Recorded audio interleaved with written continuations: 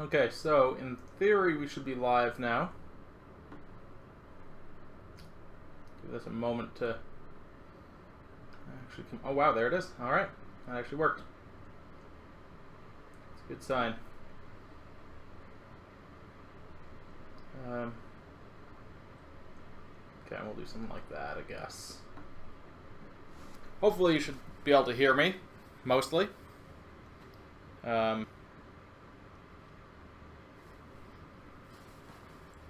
Hold on, I see a message there, but it's hidden behind this goddamn... Hi there, Muller Duck. Sexy arm. Right? Okay, so... let me demonstrate what I have right now. So, I have camera here pointed down so that I can do close-ups. I'm going to just turn off the light because it's easier that way. So right now... oops, shit. I have a little microcontroller with built-in Wi-Fi attached to a display. There we go. I have successfully gotten a picture to show up on the display, and you can see in the top left corner there's a little rectangle that's flashing between red and blue. So that's what we've got. That's good enough for me to say that this project is a go. This is actually working. What I'm realizing right now is that I have fingerprints all over this, and I'm going to be gluing this in. Where's my strap on? I'm not going to be using one today because none of this is particularly necessary. I, in theory, could blow the screen, but I don't care if I blow the microcontroller. So that's what I have right now. So I'm going to set that aside. So this is the, I guess this would be called like the display / input board for the Game Boy. So the screen used to be here. I removed it. It was soldered on there and there. Kind of sat here. Down here are all the buttons. So they're just little, I don't know what to call them. But basically, what happens is you have these little rubber bits that go over top somehow. Just trying to figure out how this actually would be aligned. It'd be something like... oh yeah, I guess it's like that. And then the buttons go over top of those and sit through the shell. And likewise, there's one for the D-pad. So on the back of those, there's just these little black things that I guess are conductive, somewhat. And same for the select and start buttons. So my plan... yeah, they're membrane keys, exactly. My plan is to basically cut this board along here-ish, above all these, so that I don't have all this unnecessary circuit board. I'm going to tap into these buttons myself. I don't exactly know how yet, but I'm gonna like scrape off the silk screen or something off of these and get in there. So that's how we're gonna do input. I've also desoldered from the board the power switch, so I need to figure out exactly how that works in terms of just which pins are connected and which ones aren't at any given time. I got the shell, obviously, since I have all the bits here. I obviously have the shell disassembled. So the one issue, or one issue rather than the one issue. One issue is that obviously this screen is larger than the hole there. It's the correct size height-wise, but it is wider than the existing screen. I'm a software engineer, so yeah, I'm slightly out of my scope. It doesn't matter. This isn't that complicated anyway. Really, I'm not doing that much electrical work. It's just soldering some things together. But so the issue here with all of this is that there's pegs and stuff that get in the way. So we have to do something about those. We're going to have to trim some of those out. Now the other thing is I have... Where is it here? Hey there, Candy Gambler. We've got the LED that was the power LED. So this is a little red LED. Goes through there. So one option is to install that in there and install it in line with the power. The other option that I've thought of that might work just as well is if we manage to install this through here and we offset it such that the excess screen is underneath the battery light hole. Hi there, Bloody Albatross. If we align that such that it's underneath the battery light hole, we can just color those pixels red when it's on. Also, another thing of note is, I guess, look at the top edge of the screen in relation to the PCB. It's not straight. So, oh, one thing that I forgot to get out is my hot glue gun, because that's how I'm attaching this in here. So, all that being said, the another complication of all of this, another complication is that these pegs here are the ones that hold the case together. Or well, are 4 of the ones that hold the case together. So ideally I would not remove them. Or at least not all of them. So I'm not sure. So the one issue that I have is I don't know if there's actually enough. Yeah, like I think if I'm gonna do the screen as the LED as the battery light. Hey there, Cancel. If I'm gonna do the screen as the battery light, I need to trim this little, because this is actually raised. So I need to trim that flush. I need to remove these. I think these were just used to attach the screen. It was screwed in place. I'm just winging it, Candy Gambler. We're gonna see where this takes us. This is just something I'm making up on my own. I haven't even got the software backend worked out, but I figure once we have a microcontroller in a case attached with buttons, I can kind of figure the rest of that out. I could epoxy the thing shut. Yeah, if I make no mistakes. That is definitely one thing that I was thinking of. But I would rather not. I'd like it to be at least removable. Now, another thing, so I'm just going to go through kind of my thoughts so far. So, on the battery side of things, did I bring it? Oh, yeah, okay, so I want to use one of these big old lithium ion. This is a 3,000 milliamp hour, 3,000 milliamp hour battery. This is basically what you get in most of those USB power banks. I had ordered a power bank. It had a bigger battery, which can't reach it.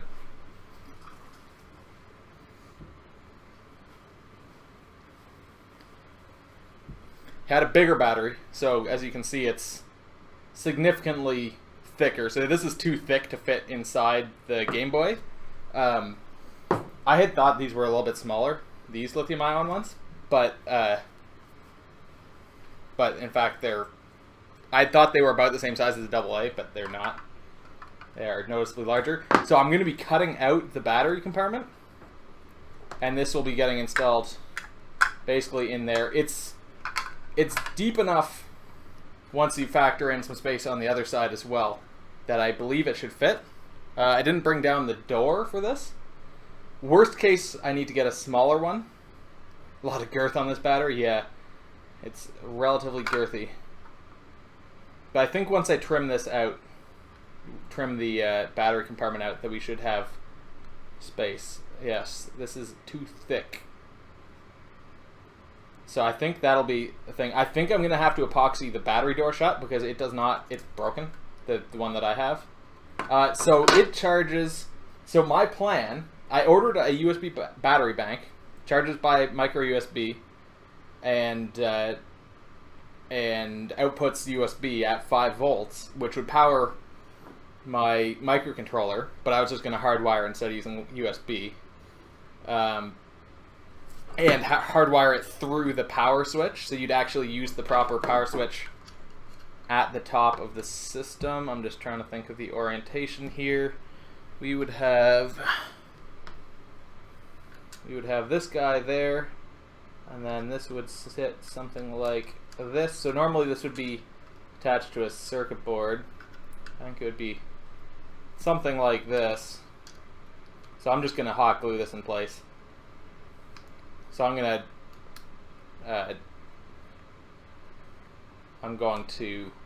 hot glue that in place, and I'm going to rig the power up through this switch. So that's power. Power will be going through this circuit from the battery bank. Oh yeah, the point with my battery bank story was that the one that I got fucked up. It didn't work. So I tore it apart and then tested it because I'm an idiot. So I ordered another one. One of the other minor things is I want it to be able to do pass-through so that you can charge it and power from it simultaneously, which is not necessarily a common feature. A lot of them don't allow that because it's not as good on the battery. Now, these 3,000 milliamp hour ones, my estimation based on the power output things that I've read is that the screen itself will take about 100 milliamps, and the microcontroller will, hey there lab, the microcontroller will take about 100 milliamps also, so about 200 milliamps.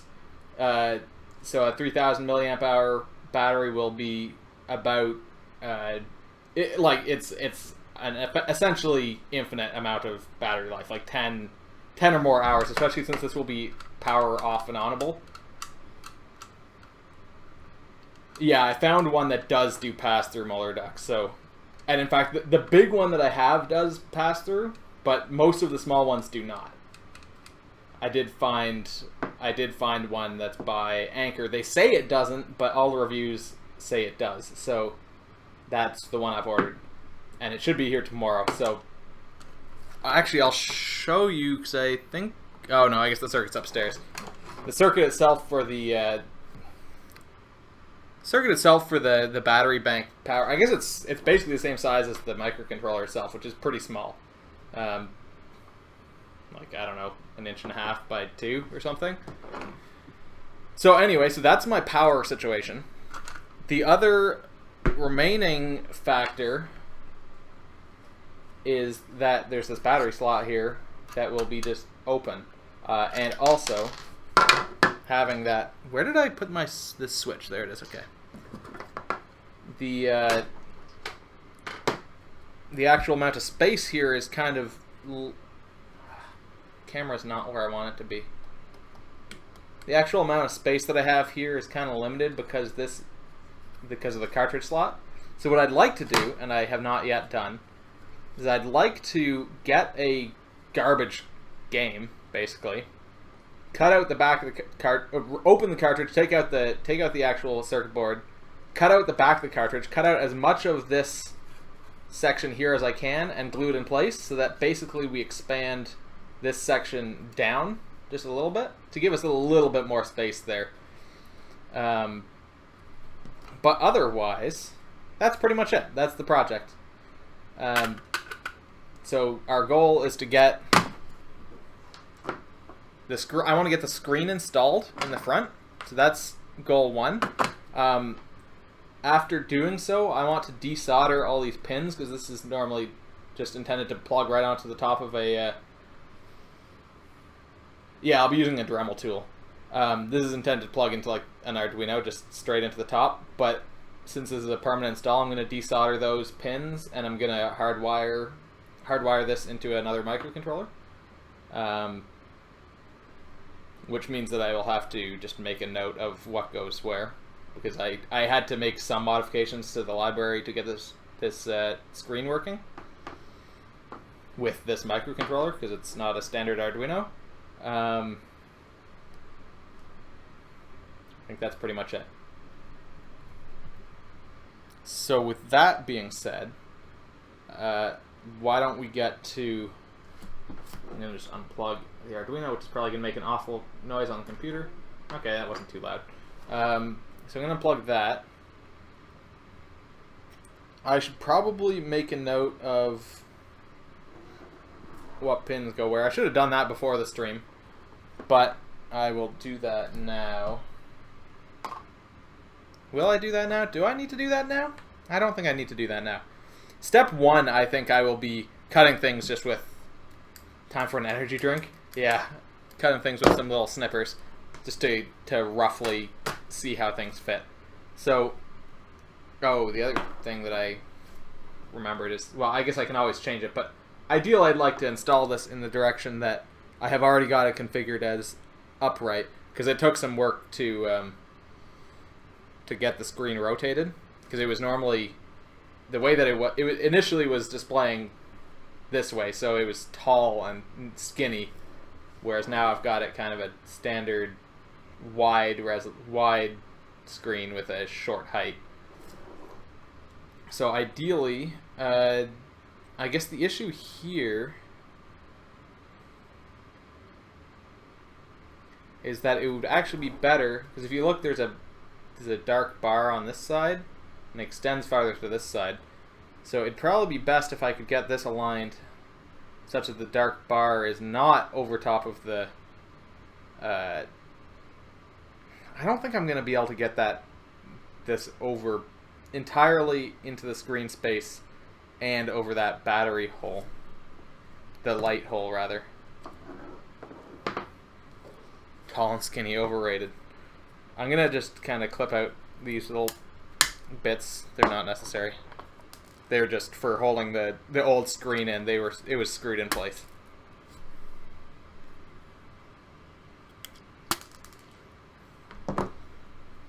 So that is not obviously. Oh, and I guess I can cut out these ones too. We can remove as much as we want of these, because I should be wearing safety glasses. We'll just take those out to start. I'll need to, before I glue this in, I'll need to clean the inside of this plastic thing and clean the screen on the display. So the question is, can I...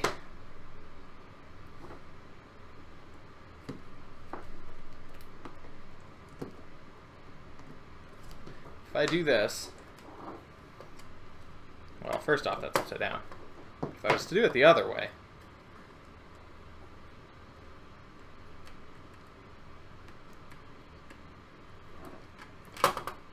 Let me just turn off the light so you don't get glare.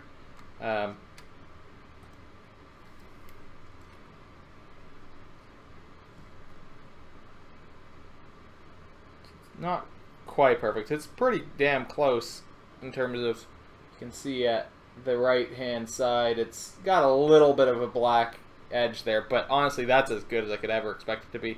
Also, I can mostly see the screen through there, so I'm going to say that that will work. And I think what I will do is I'm going to use it in this current orientation. I'm going to cut out these two. I'm going to have to cut this down flat. And then I think we can just use the screen to display the red through that hole. Oops, well, there comes the lens off. It's fine, that was just super glued in place.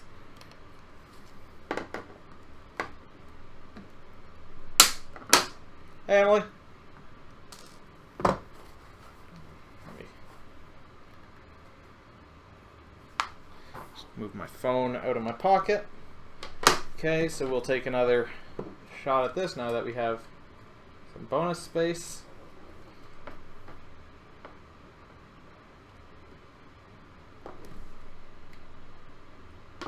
Okay, so that doesn't, as you might be able to see, if I turn off the thing, This is basically as good as it is, and you can see that the screen only goes halfway through the battery hole there.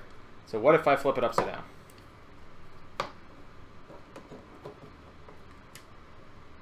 If I flip it upside down, you can see that it goes all the way to that battery hole. Well, basically, if I offset it a little bit, I can get a little bit of a border at this side, but it entirely covers the battery hole, which means that I can then use the screen to power up the battery light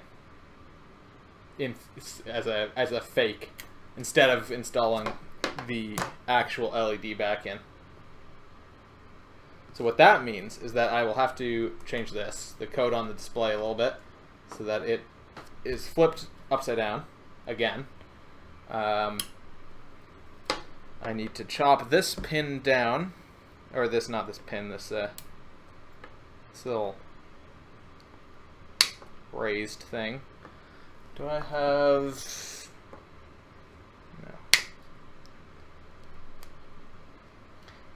I think what we'll be doing is I could use the little LED bulb. I could use it, but I think if I don't have to, it'd be better.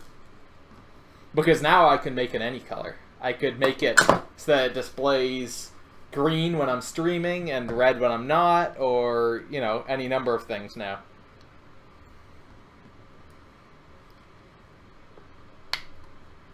This gives me a little bit more flexibility doing this.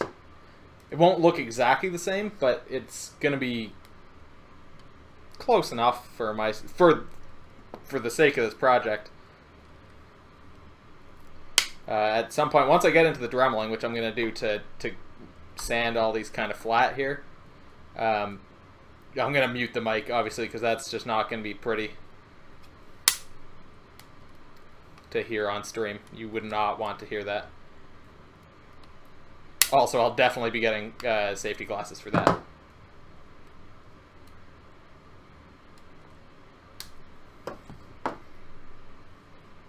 Okay, so that's basically cut down flattish now. Not quite, but game goes in the cartridge. Acid. Well, I don't know. I'm just gonna go to the game store near me. I'm gonna ask them what garbage they have. Basically, what will they sell me at the cheapest price in terms of original Game Boy games? And I think what I will try and do is I'll probably try and print out a custom label for it that'll be like the OBS logo or something, or maybe my stream profile picture or something. I don't know. I haven't figured that out exactly, but I want to put something custom on the cartridge if I can. Okay, so let's just do another test fit here. Exactly, yeah, exactly. I'm gonna get whatever garbage they've got and then print a custom label.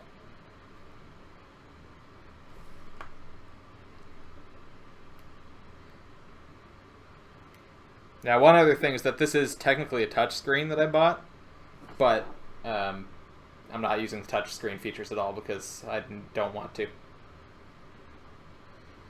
Okay, yeah, so that's looking pretty good to me. Tingle Rosie Rupee Land. Okay, so that's basically how that's going to sit. So what I will do now is I'm going to get the Dremel tool out, and I will hook it up with some filing stuff and grab my safety glasses, and we're going to file this all down relatively flat. In the meantime, I will be muting the mic. And then I'll grab my hot glue gun while we're at it, and then I guess we'll hot glue that into place. Also, this Game Boy the screen was fucked on this one. And as you can see, it's not exactly the best condition, but it's the best condition of the spares that I had sitting around. I have I had 6. Now I have 5 spares. All in varying states of disrepair.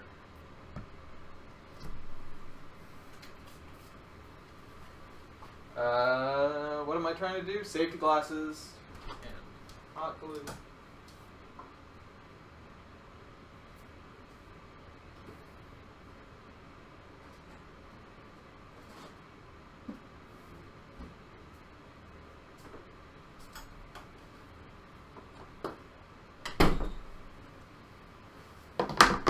Okay, hot glue gun acquired. Got my safety glasses. And now bust out the drum.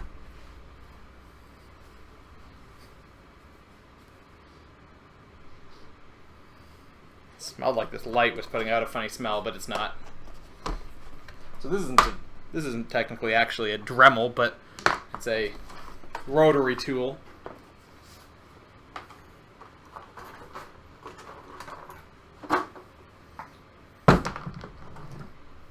Rotary tool kit.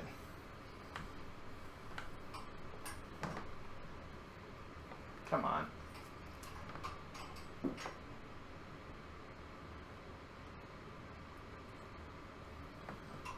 Just gonna. This is a test here. We'll see how awful this sounds. Oh, this is actually super quiet. I guess it'll. Well, we might not actually need to mute it. It'll make a noise when we're sanding, but it might not actually be so bad.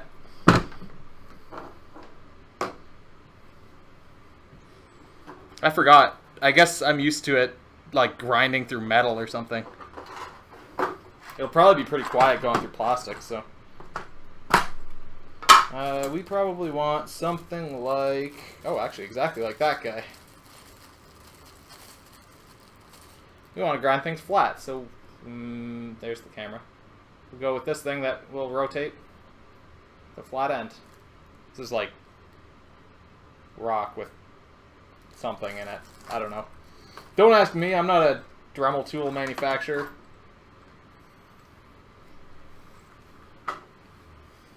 Wait. How do I do this? It's been a while since I've used my Dremel tool.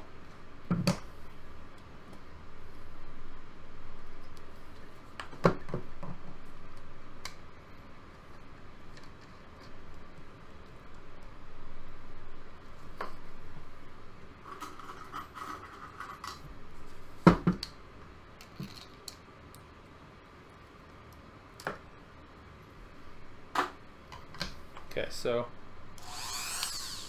all right, that is that. I'll chuck on my, it's reverse bell end. Chuck on my safety glasses, and we'll see how awful this sounds, and I might end up muting the mic.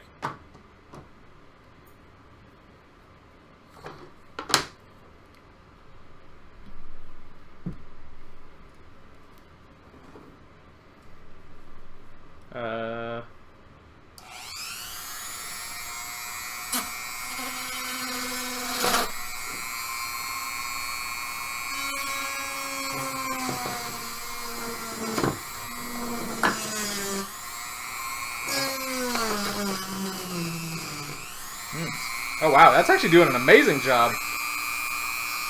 And it's not even loud, particularly. Let me know if it is actually loud. I probably should be wearing a... Probably should wear a mask, but I don't know. I'll just keep my mouth shut.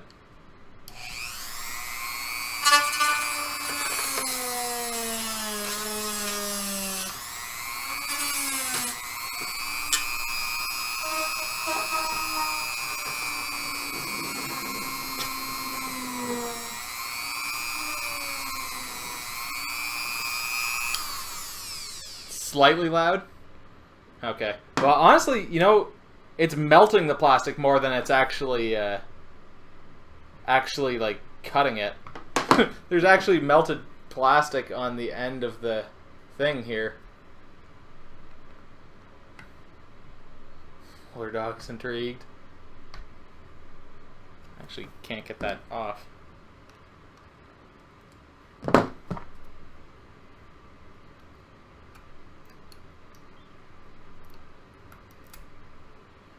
There we go.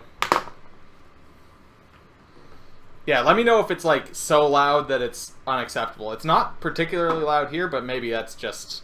It might also be transmitting through the table.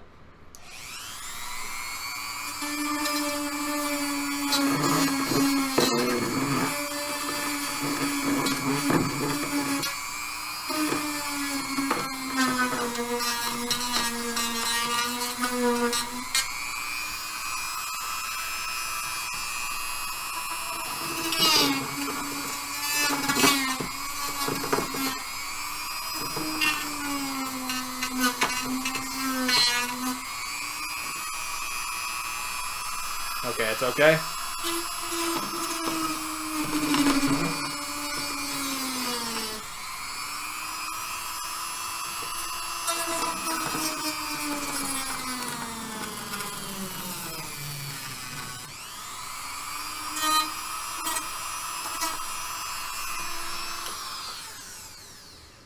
It's actually really funny.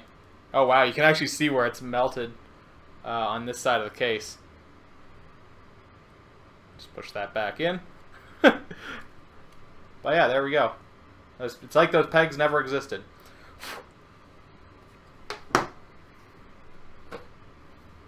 Hasn't woken Muller Rife. Okay, so now we want to see how this actually fits in here now. Dremel tool is so useful. Come on, that's just ridiculously useful. Just went through that like nothing.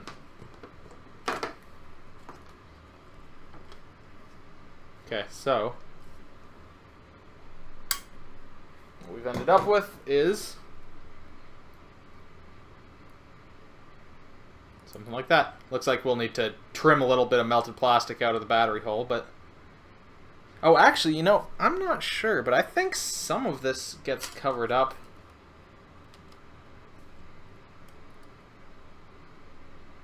Yeah, so actually it's a pretty perfect fit. That little black edge that I was complaining about is basically gone when the actual cover is in place. So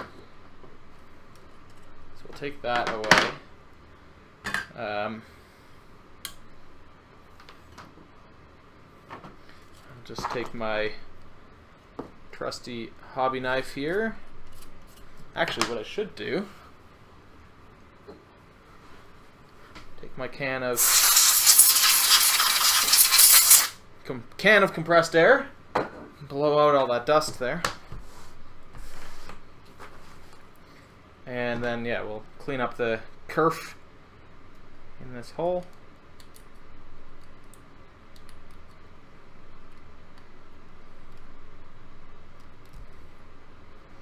So that it is nice and round again.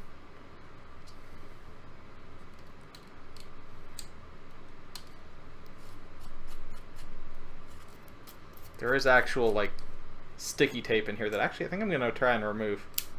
Oh, that's lifting nicely actually.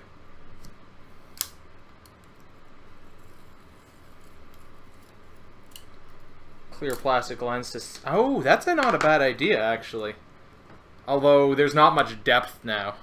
That's the only thing. Yeah, just to kind of give it that...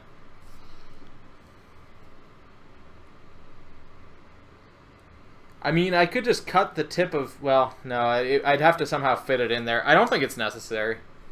It'd be good. I see what you're getting at, and yeah, I agree that would actually be really nice if I could do that. Just put a little bit of a...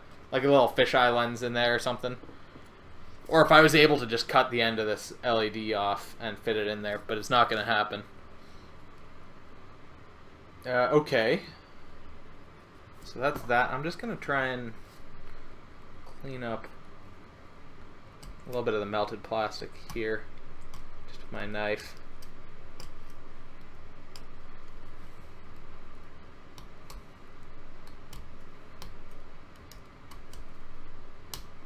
So this is all streaming off my laptop. So this is partially a test. I bought a new laptop because I wanted something that could, well, one that could stream, that could handle some games if I'm out of town, which isn't too often, but you know. But this is streaming to my server, which is my usual kind of path. But I think this computer would be able to stream on its own at a lower resolution anyway. So this is partially a test to see how it handles that, and it seems like it's doing the trick. And this is over Wi-Fi to my server, so I'm hoping it's mostly fine. But let me know if there's any weird stream issues or anything, because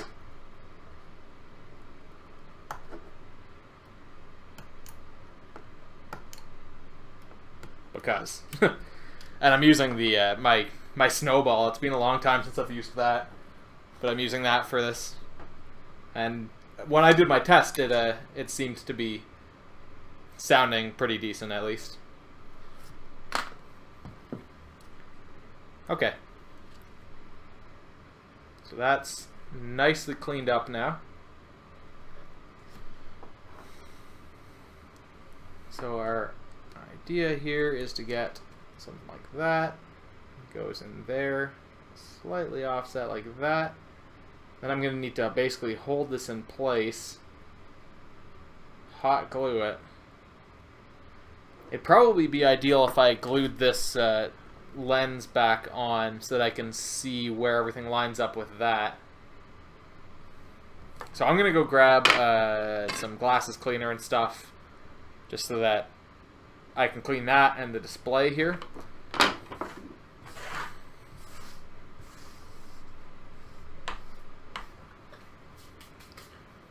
So I'll be right back.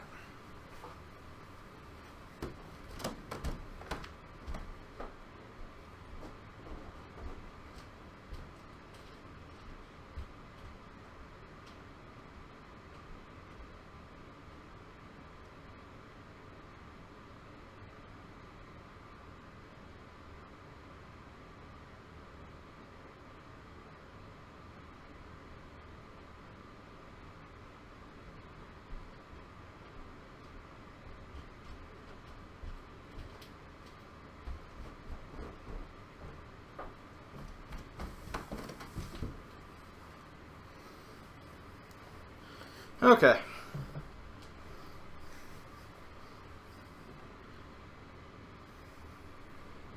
So I just really need to clean the inside of this. I can clean the outside of it later.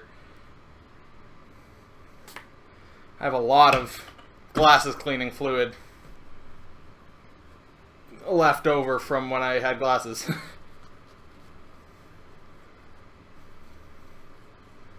And lots of cleaning cloths and stuff. Including this nice Hearthstone cleaning cloth that I got from BlizzCon last year. It's in the loot box thing.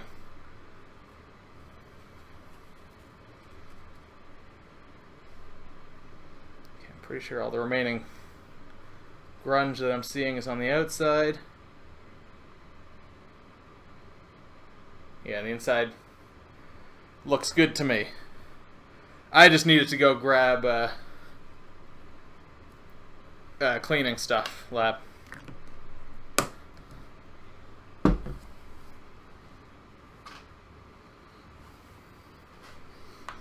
So I had just used a little bit of super glue here. Your friend sending you his loot box from last year? Nice. Yeah, I know Kibble ended up selling hers because most of the stuff that's in there was not that necessary. It wasn't like... It's not really anything super handy. There was a nice pair of dice and stuff. It's just kind of neat stuff.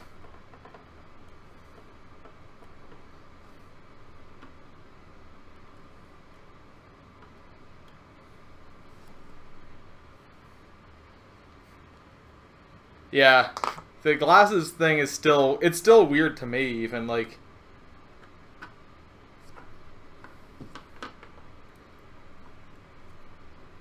to think that I don't wear glasses. I've had glasses for so long.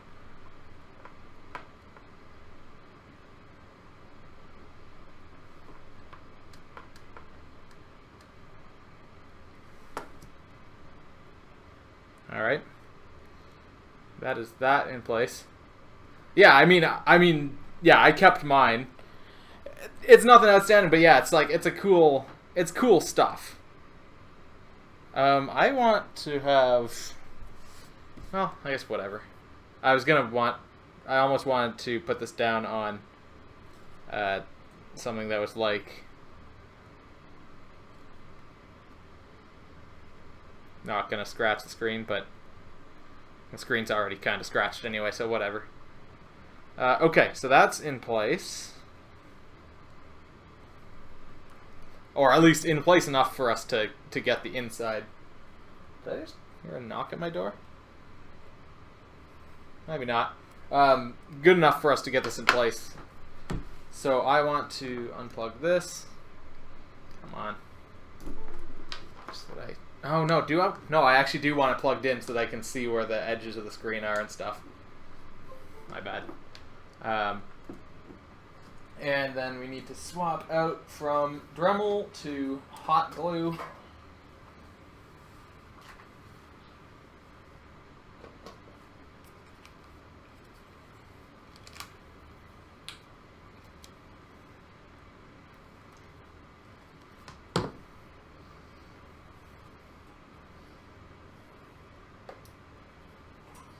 So let that heat up, and we will just look at the positioning of this. Oh, I guess we need to clean off this screen also.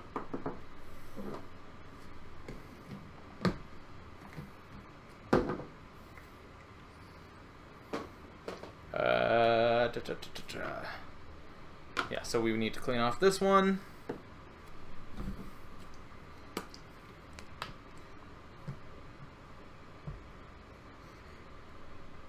Try and get any visible debris off of it.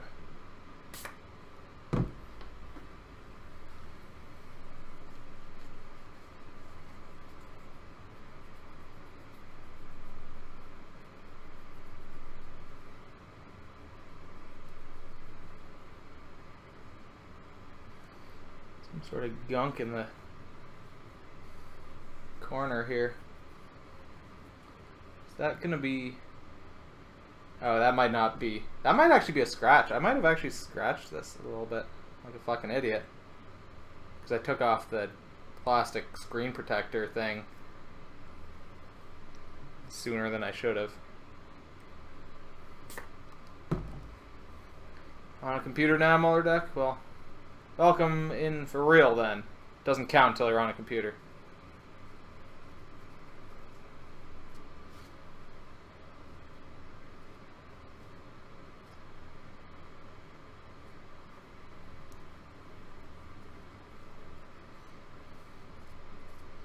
Trying to get this as clean as I can before I permanently glue it in place. So,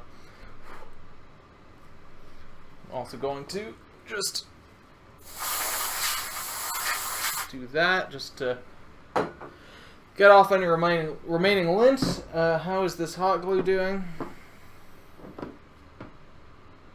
It is relatively hot now.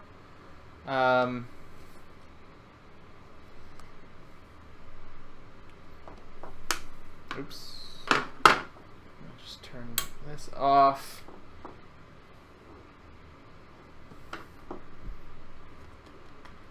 Try to get this positioned a little bit here.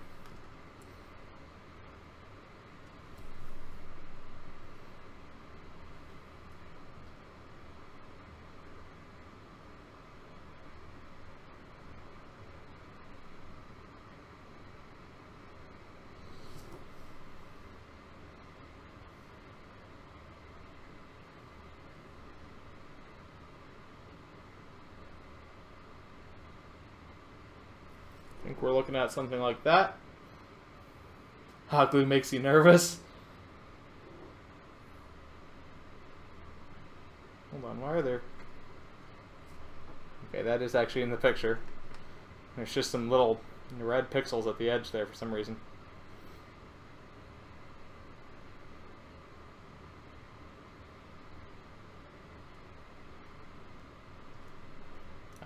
I don't know how I'm going to do this. I need to hold it in place, basically, and then flip it over. And flip it over without moving it, but also hot gluing it in place. I need to basically pincer this.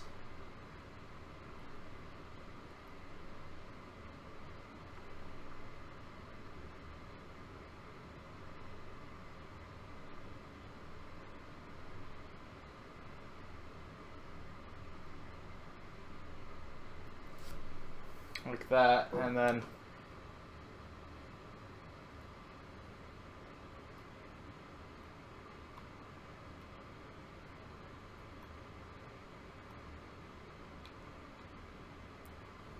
do two of the corners maybe, and then let that cool and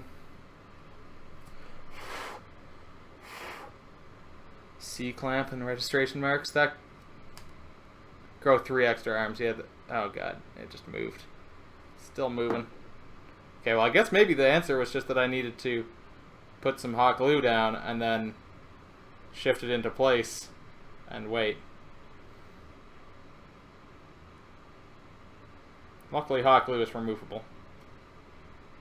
Just use sorcery.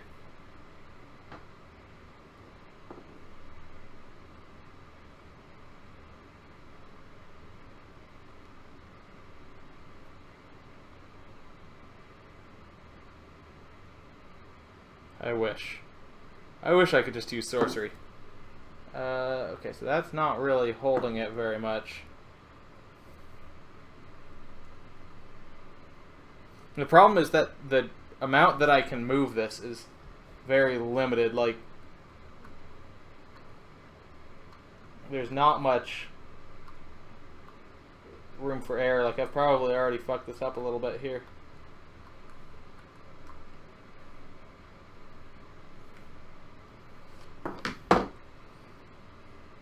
So maybe not. That's about right.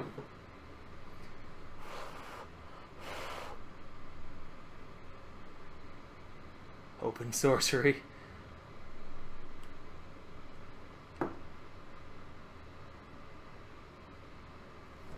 There we go. That's getting held in place. It's basically, it's not going to move side to side now, I don't think. So we're basically good to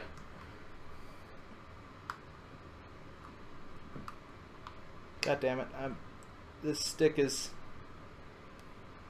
done. I have to get another stick of glue.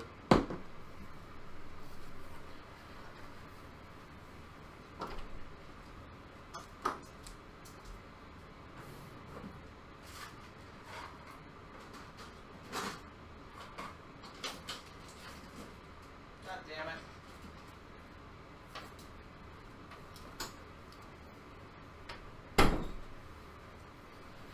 Don't forget to keep it uncrooked. Yeah, that's what I've been trying to do.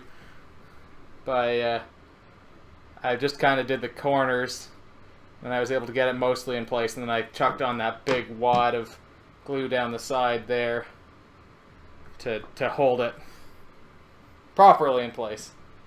So now I can finish up the job with slightly more strategic gluings.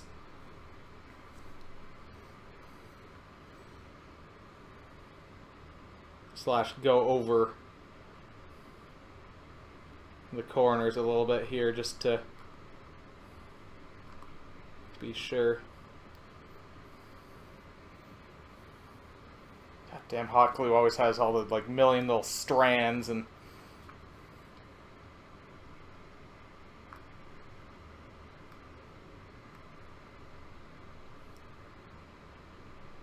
but it's such a good tool.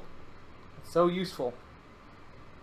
So easy to use and yet removable.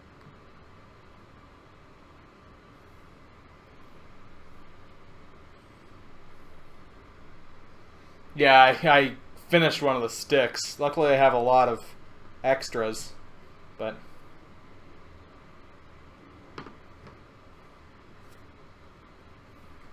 okay.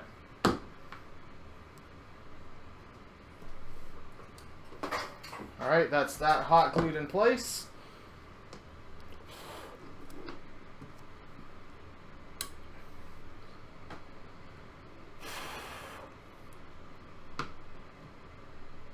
Oh, well, that's still a little bit sticky.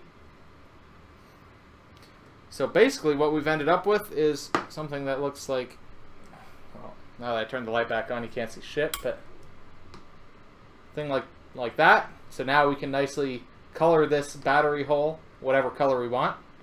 I could still put in a lens there if I popped the front thing off. But so that's there. So one thing that I am realizing is there's a huge amount of space behind the display here. This whole side of the display is just wasted circuit board space. Well, wasted, I say. It's behind the screen, so it's just there as support. But what that means is I can probably put the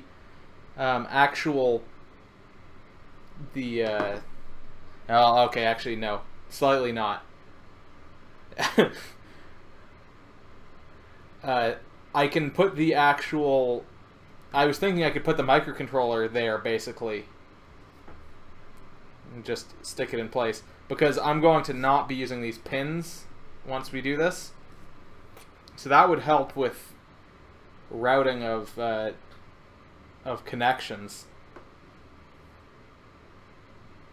So the next step, once this is done, once this is like fully dried, which it basically is now, is we're going to make note of what... Well, actually, hold on. So now we got this, as I was showing you. We can have... Oh, god damn it. Oh yeah, what I was going to point out is that the one issue with putting the circuit there is that this little slot on the side, which you can't quite see, but there it is, that's the contrast, or that's the spot where the contrast dial, this one, used to be. Where is that? Okay. That's where that used to be. So I want to put this back there as an option for brightening and darkening the screen, the backlight. So this will have to somehow be fitted here. I'm not exactly sure how. No, we're good. We're good, MullerDuck. We got the screen in place. It's not crooked. It nicely goes underneath the battery light hole. And it's pretty sturdy and secure in here. So, oh yeah, so the next step will be to take note of which of these wires go where on the microcontroller, just so I can keep track. And then we're going to desolder all of these connections, including this guy, and we'll leave the reset button in place, but we'll remove all of the rest of these connections. Okay, so what does that involve? That involves, before we get to removing things, we need to make ourselves a list.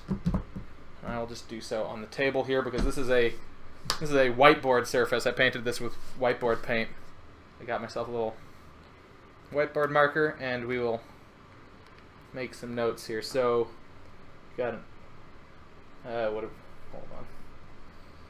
Where do I want to note this down? Hold on. I guess we won't need the hot glue gun for a while, at least.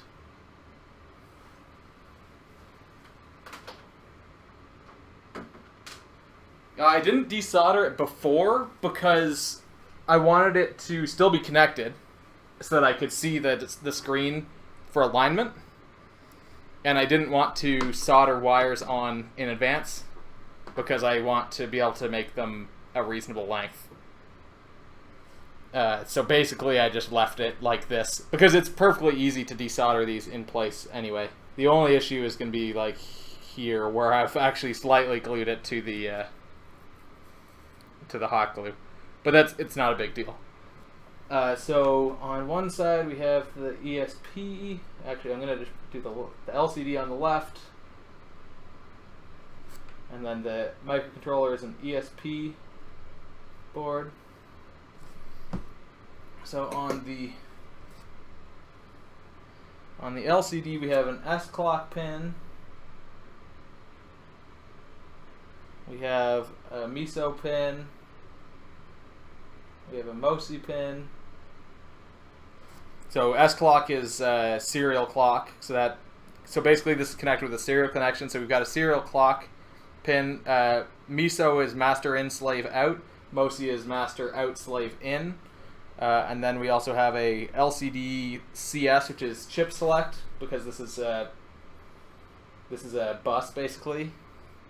So you can share the serial bus with several devices. In this case, it has a little SD card slot on board that also goes over the serial bus, and also the touch panel goes over the same bus. So much do-it-yourselfness. So we've got the LCD chip select, We've got LCD backlight is what LCD BL is. So that means that that's controllable from the microcontroller itself. And then we have an LCD DC pin, which is a data command or something.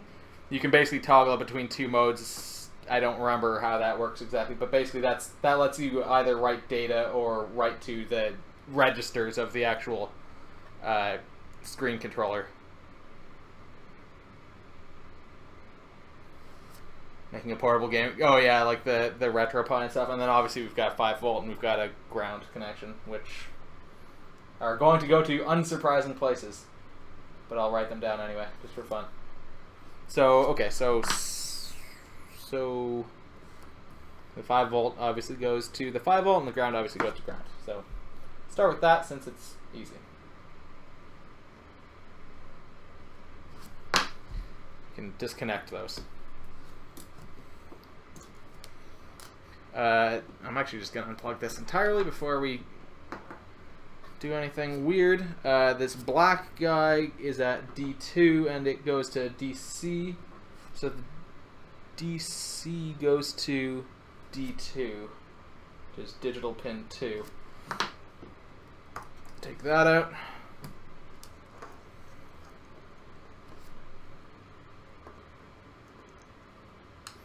And we've got this one here, which is the LCD backlight pin, and that goes to D3.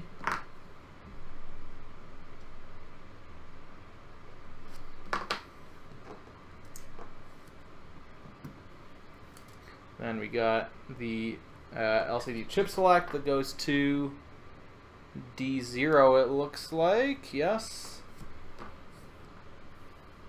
Yeah, the problem is that this is... I had to use some non-standard pins because I was having an issue where when I used the standard pins, which are not for this particular microcontroller, but when I used the standard GPIO pins, it was making it such that it was basically bricking the bootloader, so I couldn't reflash them. So it was a bit of a hassle, and I have two that are in this kind of busted state. I think I can repair them, but it's not exactly ideal. So I changed some of the pins that I was using to compensate for that. So MOSI, master in slave out, is on D7.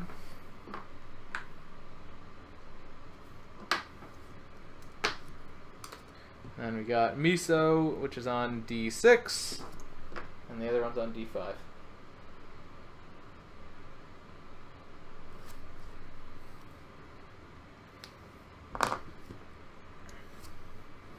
Okay, so we got that there. Disconnect all of those, and we'll chuck these back there. And now, so interestingly, other than, compared to the old Game Boy screens, which obviously always showed kind of greenish, this shows kind of blackish when it's turned off. Also, it's pretty heavy, this this display panel, because this used to weigh nothing. Okay, so now we will hook up the this. I'm going to take a picture of my little note here because otherwise I'm going to accidentally wipe my arm across it and lose it. So I'll take a picture of it.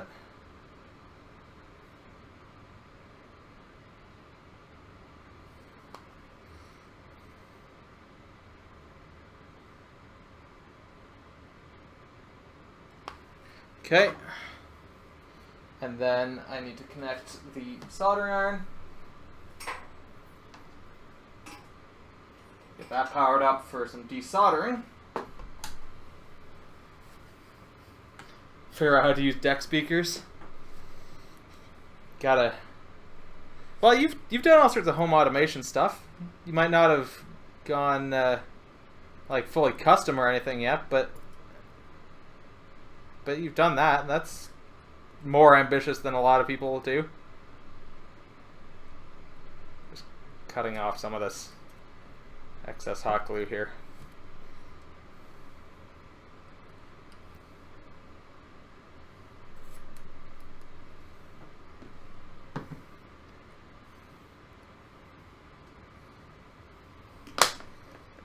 Oh, like ongoing projects, you mean, Muller Duck?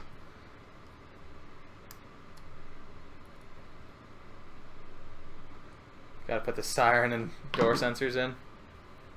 Ow. Okay. So okay, it's up to heat. Love the soldering iron, it's super fast. Alright. Let's get to the desoldering. Where do I even want to start here?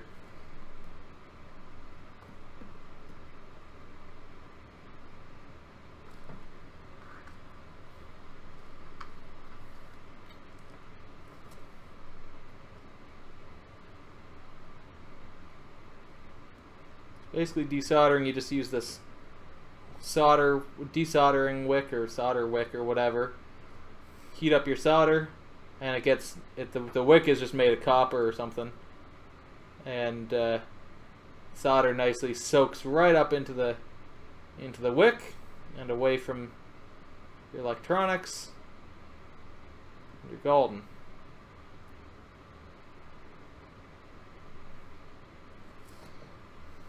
You're off to eat? Alright. Yeah, I'll probably be going for a bit, but I will probably not be super long, so I'll probably be playing some games tonight. Not on stream, but afterwards.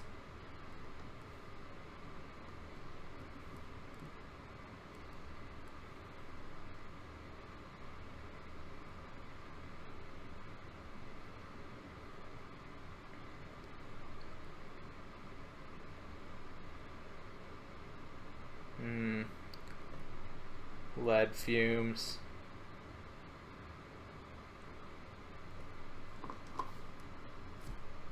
Ow, those are all super hot because I was just soldering them. I don't know what I was thinking.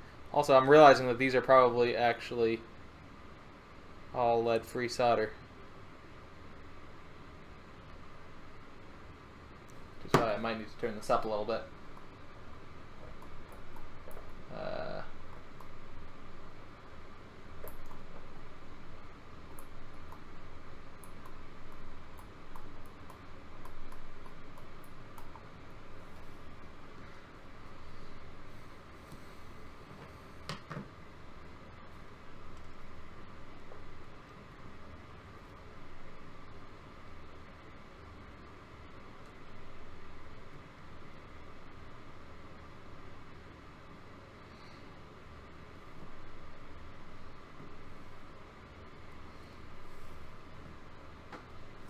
Figure out.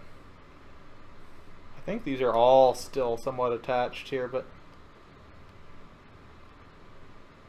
really hard to judge.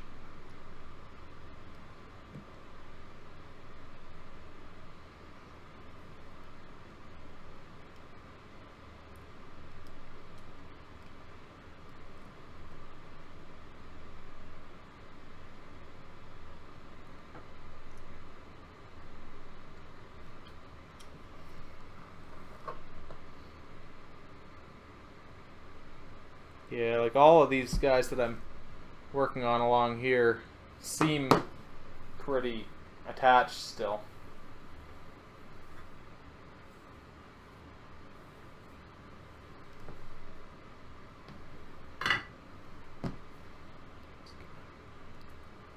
Snip that off of there.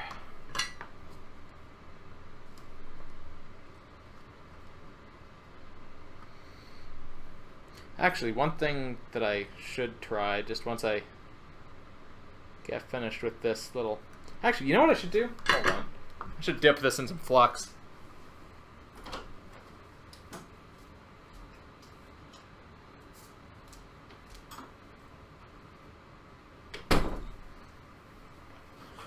Flux will help this flow slightly easier.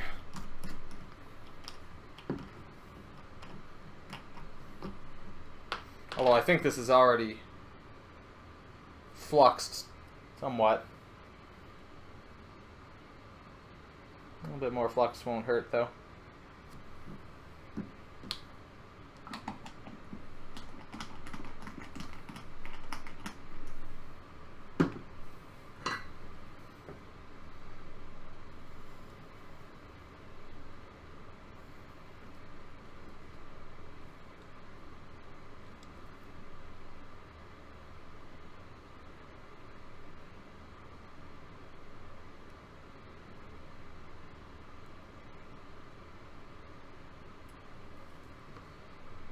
That I feel like that's working a little bit better here.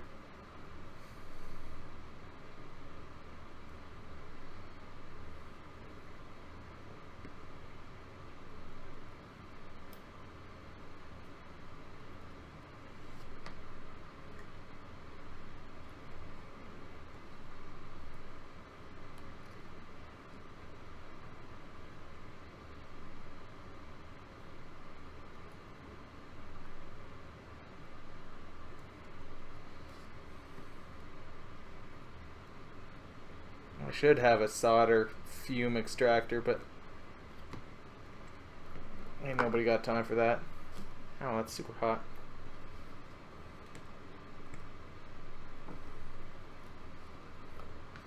Lab's talking shit about pizza cutters again? Jesus. Can't trust that lady to...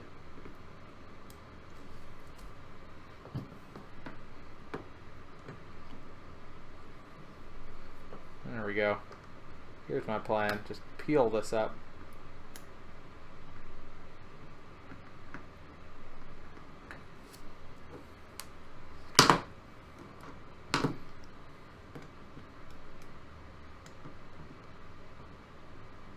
Shit, why is there a little rectangle of something here?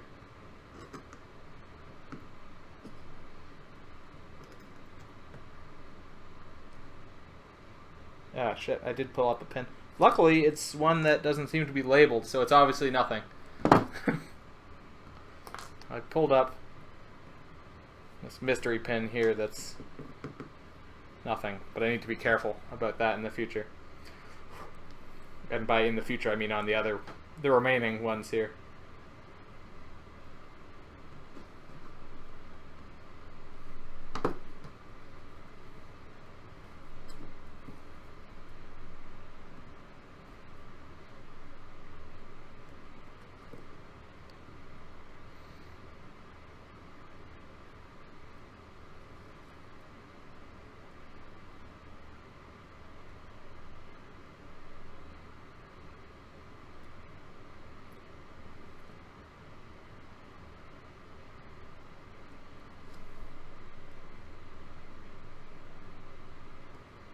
I feel like that statement about needing a pizza cutter is gonna cause some controversy, even though I agree.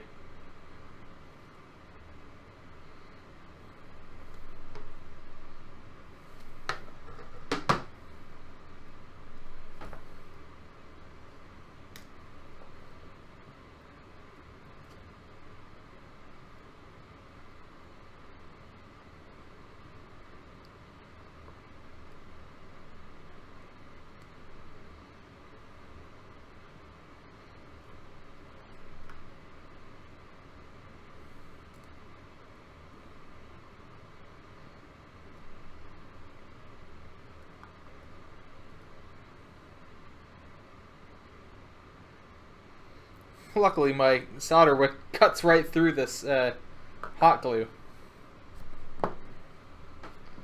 Alright, let's start lifting here. Oh, I don't.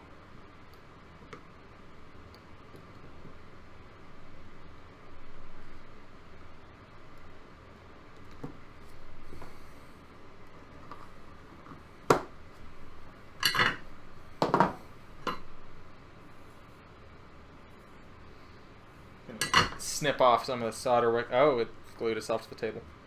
Start with a little fresh piece and re-dip it in the flux there.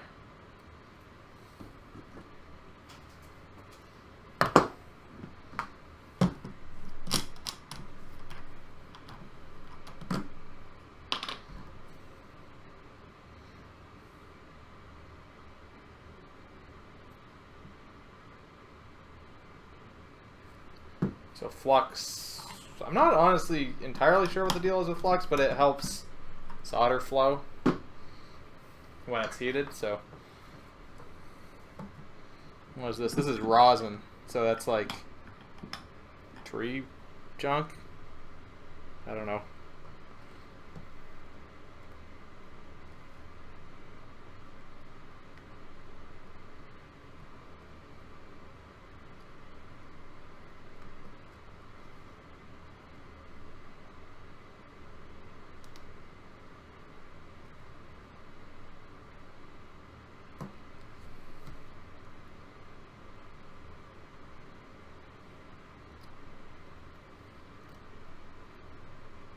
Don't ask me, I'm not a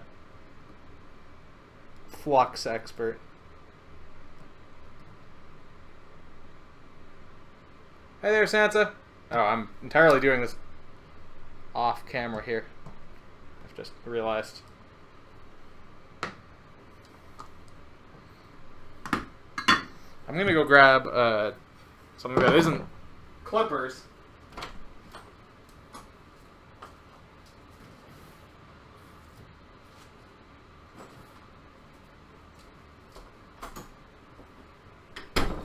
Just a pair of needle nose pliers here. Need to hit the thrift store to find an amplifier. It's a good idea.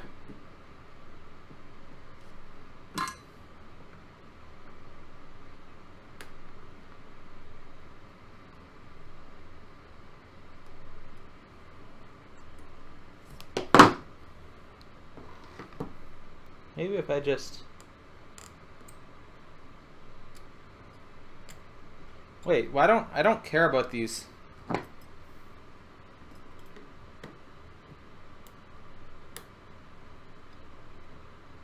Also, I could almost just be breaking them off one by one as I get them free. Or I guess I can just kind of twist them like that and that does the trick.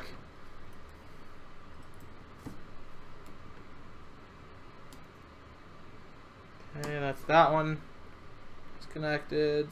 And this one appears to be disconnected. That one's gone.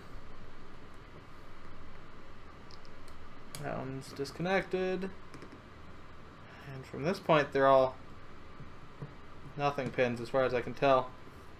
But we'll still just be careful removing them here.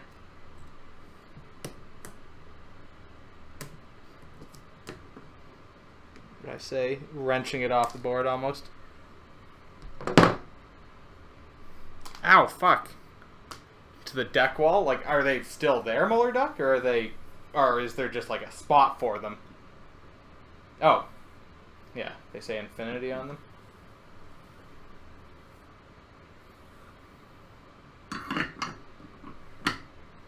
I mean, Infinity is a brand, I believe. But yeah, other than that, it's kind of hard to say. I guess I want to remove this ICSP thing as well.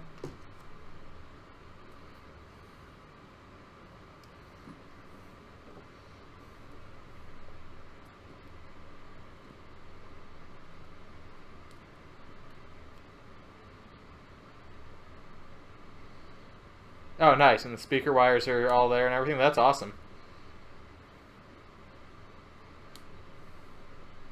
Of course, your neighbors may disagree, but... Oh, I need to be careful. I'm just realizing where I'm working right now because I could potentially melt the edge of the case. I probably should have desoldered this all before getting in here, but whatever.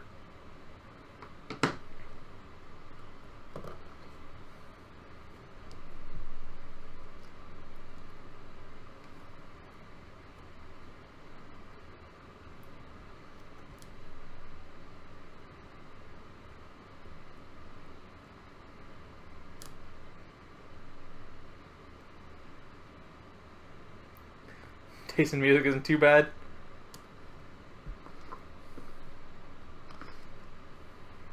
Gonna listen to us people on the deck speakers.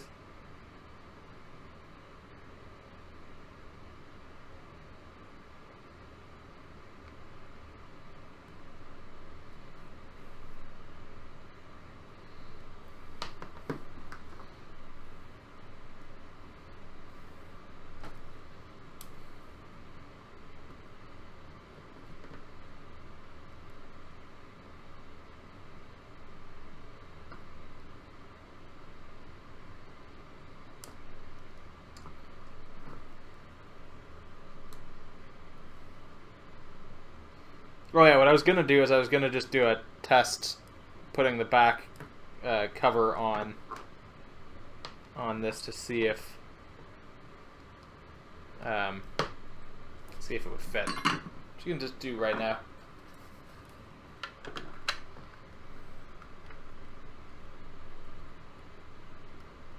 Is something hitting there? No, I don't think it is. I think that is actually closed. So in theory, no, hold on, it's not. Oh, that's what's hitting? No, I'm not entirely sure. Something that's... I don't know, maybe it is actually all proper. Bought a microscope. Yeah, I know microscopes can be very, very handy when working on electronics. I know when Kibble repaired my first CDI there, she used a microscope to get a good eye on things. But I mean, she's used to doing much more precise work than on a CDI.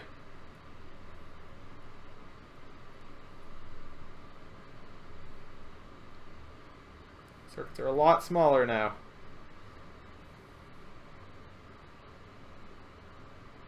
Yes, there's still a pretty good amount of solder on this pin here.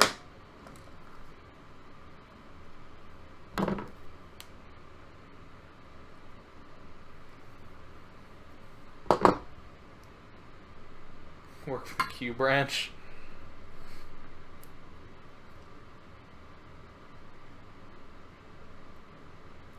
There's a whole lot of hardware work that goes on where we are. Very small electronics, or very small circuitry.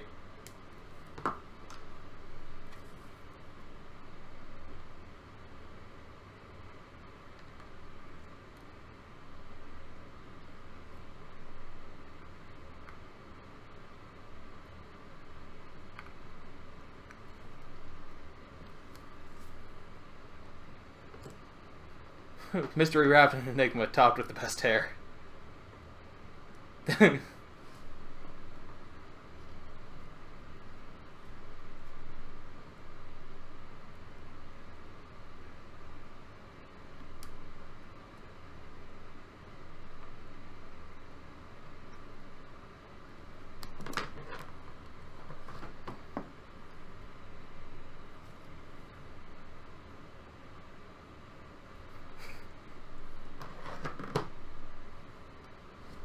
Some may agree with you, Bloody Albatross. I feel like Kibble would not appreciate being topped with whipped cream.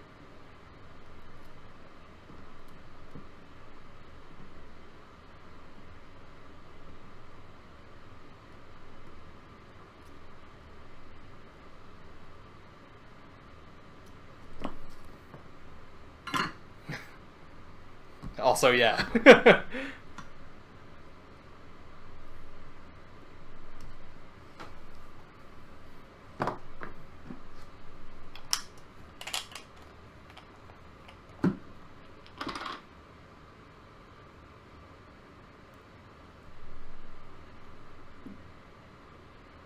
I dipped that a little bit more than I wanted to in that flux.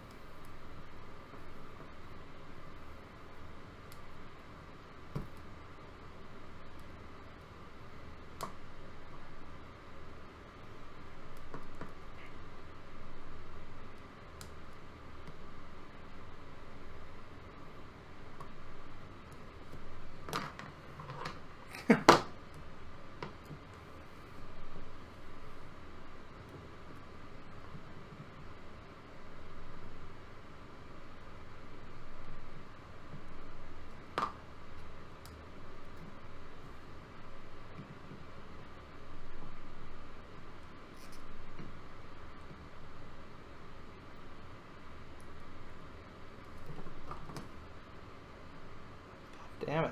These are really tricky to remove. There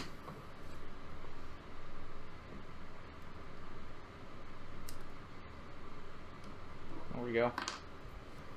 You reprimanding me? Bloody Albatross is the one who said it.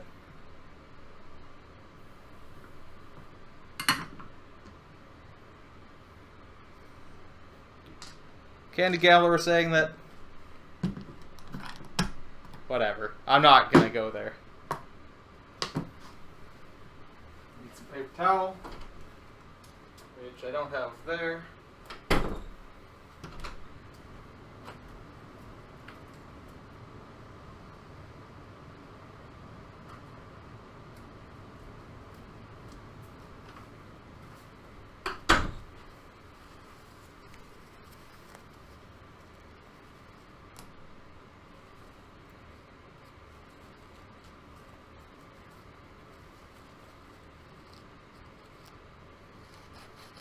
I have a real flux mess here.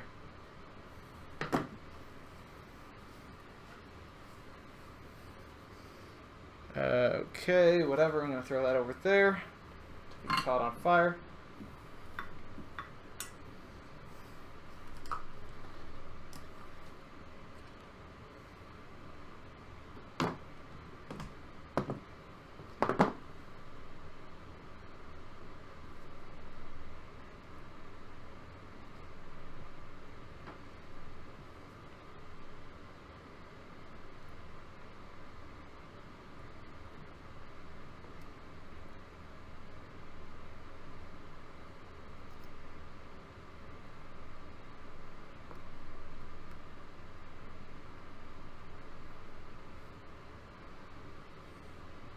Haven't found the local place yet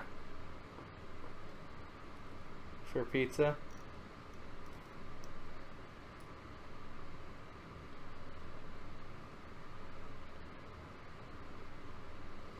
Yeah, I still need to try Domino. I haven't had Domino's pizza in a really long time. I've heard that it's better than it used to be. I don't know how much I trust that. There also hadn't been one near me for a long time, but there is one relatively close now. I've been meaning to order Domino's at some point. I don't know. Well, I guess that's the thing, is I don't know, because I haven't had Domino's in a long time, but I feel like that is not an accurate statement.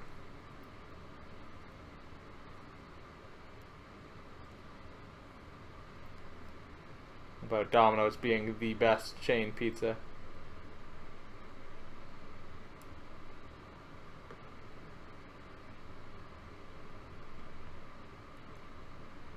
I feel like the solder just doesn't want to melt here. Or at least not through my solder wick. Which is weird.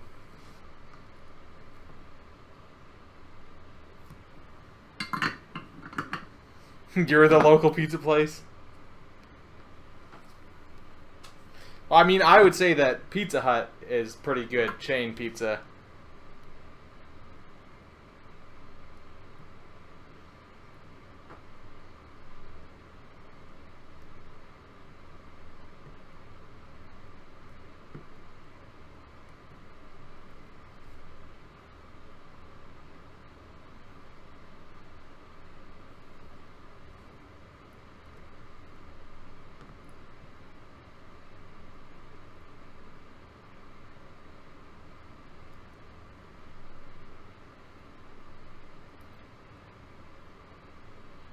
Tuna pizza, gross. Ugh,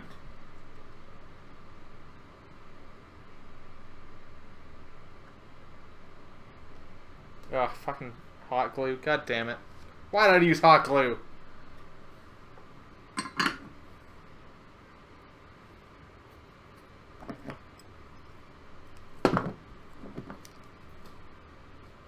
Also, it's really weird because there's this entire blue set of pins here.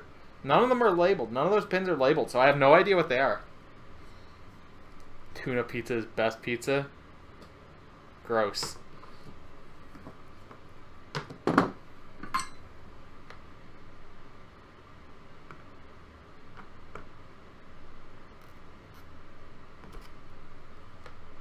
Well, I just killed that pin, or removed the pad entirely there. for it. Not a good start.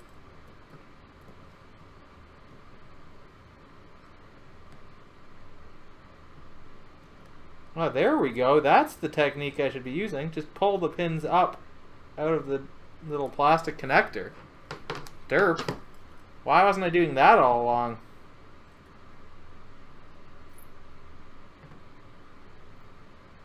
That works so easily.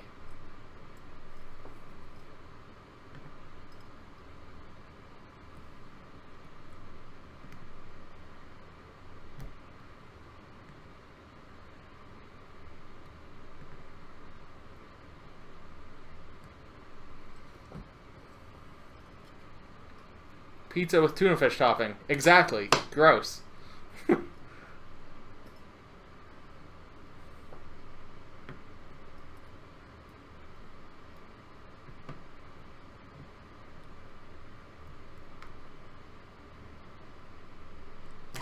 Oh, hold on. There we go. Yeah, that went a lot more smoothly once I realized that whole technique there.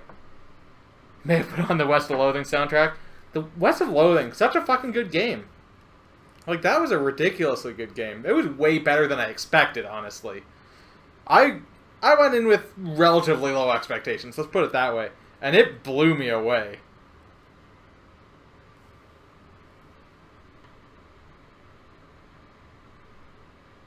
Oh shit, hold on. Am I getting... Hold on, I'm peeling off this front bezel.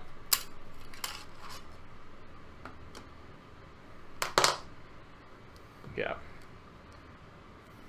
I need to wipe down the screen ASAP because what I've realized is that the super glue is starting to apply some haze to the LCD screen.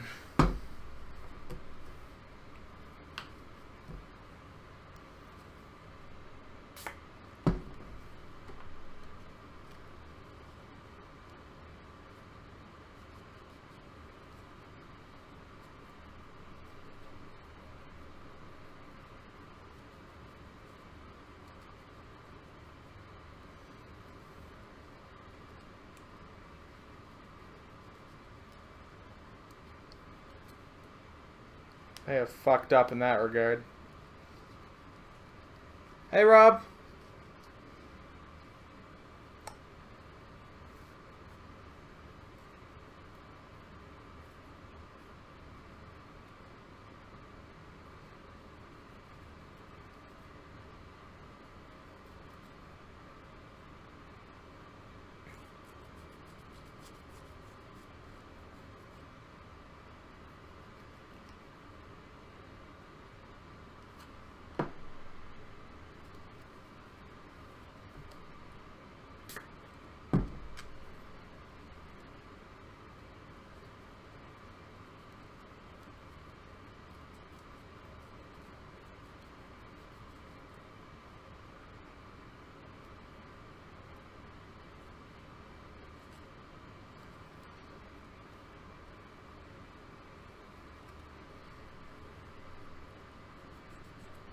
You missed some of the soldering. I'm sure there's still some more soldering to go. So you didn't miss all of it. But I need to find a different way of attaching this bezel here. Because well, maybe I could use hot glue. Maybe I could use a very small amount of hot glue.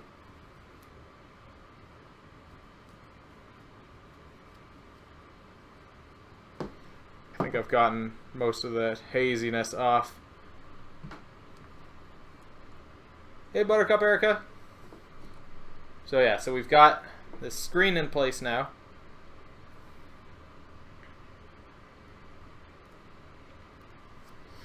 I'm wondering if... Where's the cap? Here it is.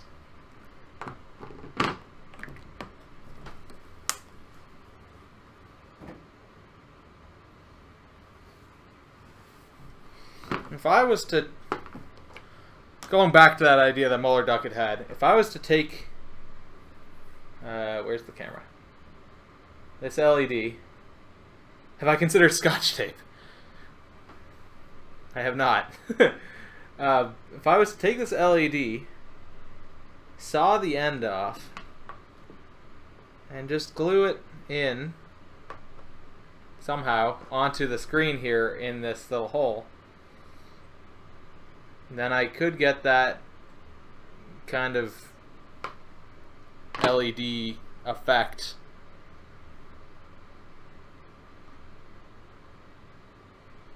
Because I have a little bit of depth there that I could take advantage of.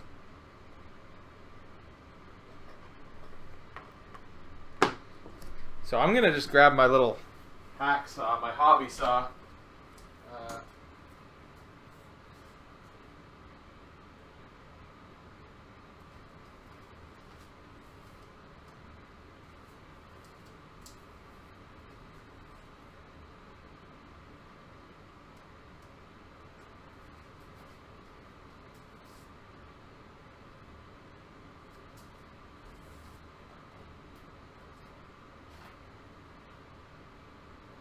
Seems to be missing in action. Oh, hold on.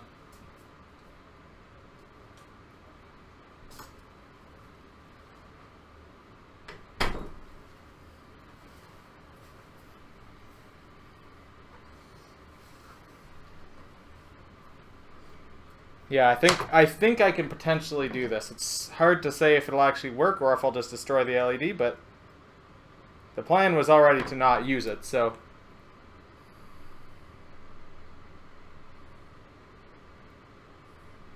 trying to figure out how to actually do this.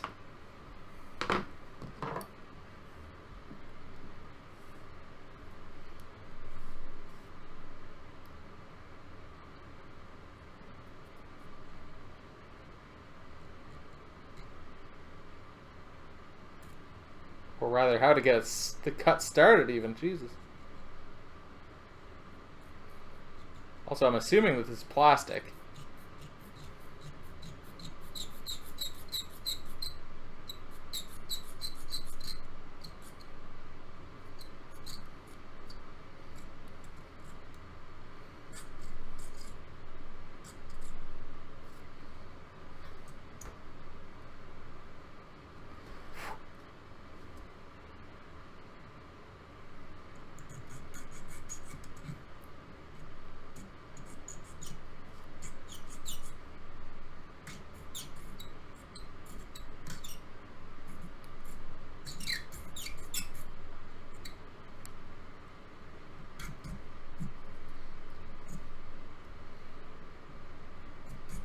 Man, this does not want to cut through this.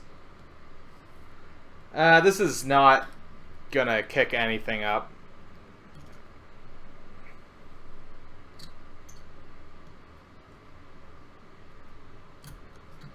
Like, this is an extremely small blade with an extremely fine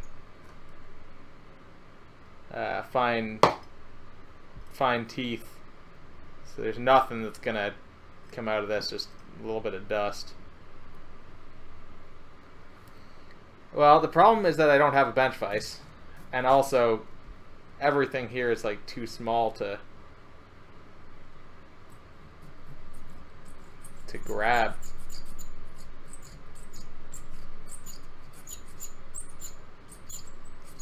It's really jamming up.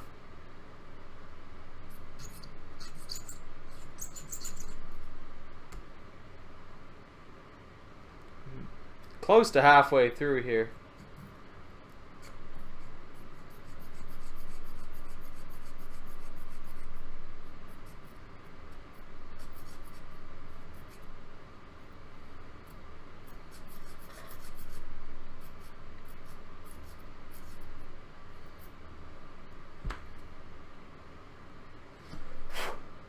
No, seriously, there's like nothing that could potentially... I don't even know how I would hurt myself from this. So did I chip this, or is it just looking weird? I think I may have chipped it. Actually, do I have... Just a sec. Before I go crazy trying to cut that.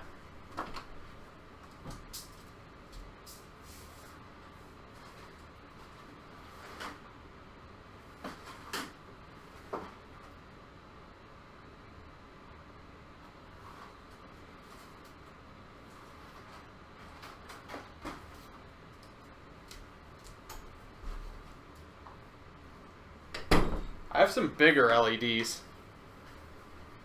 Hey there, Wojak. It's too big, though. Unless I expanded that hole, but... any info about the 24-hour stream? It'll probably be next weekend. But, yeah, this is the 24-hour stream. It'll probably be next weekend. I probably should start, figuring that stuff out. Okay, so that bigger LED won't work. What did I do with this one? Here it is.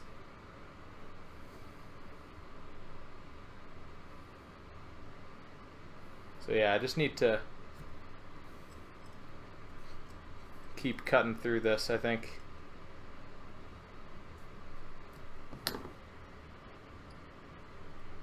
I think I might have chipped it though, it's the only thing, so it might not actually look right. And even...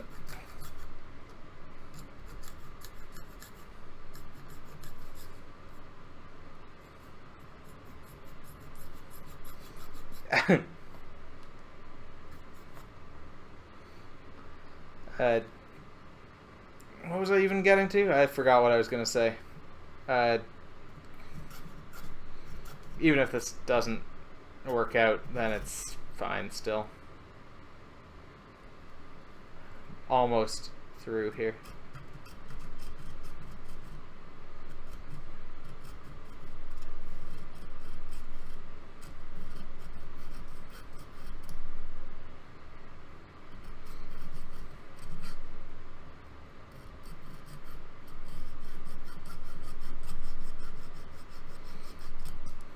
Fuck, and then I drop it and it goes on the floor. God damn it.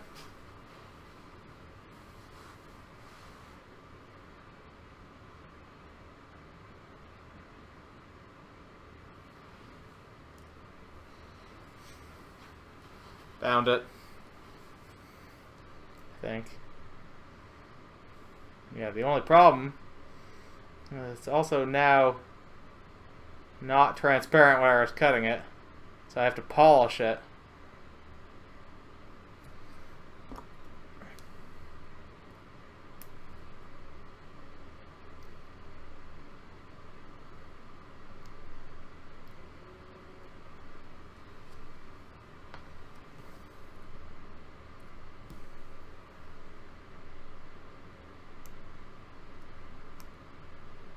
Which I think ultimately kind of invalidates this whole scheme.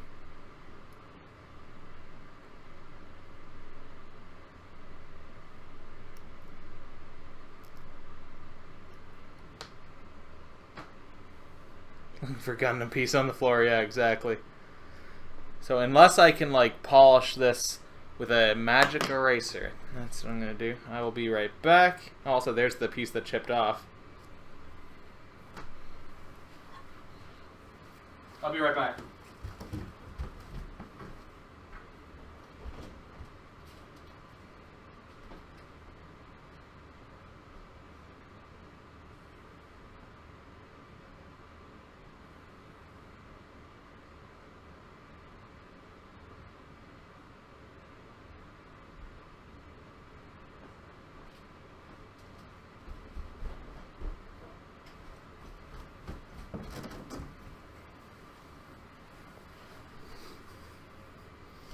I was thinking about that too, Muller Duck, about maybe just using hot glue. The problem is that it sometimes dries clear. Like if you look here, it's not. But if it's just a little drop, it could potentially.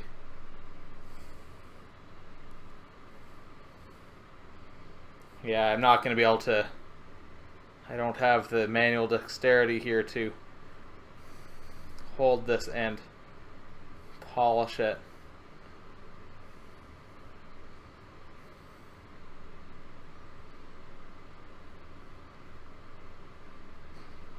Yeah, honestly, one of the actually something that might as well be discussed right now. The next game poll came to be a tie between the CDI and N64 Super Nintendo, and NES. So what I was thinking was if I could find a copy of Paper Mario, I think I would play that. But that's pending finding a copy of Paper Mario.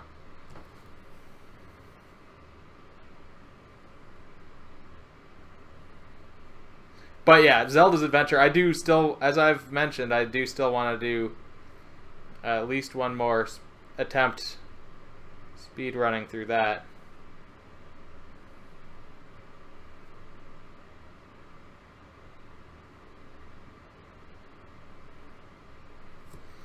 So if how transparent is this now? I think it's relatively transparent.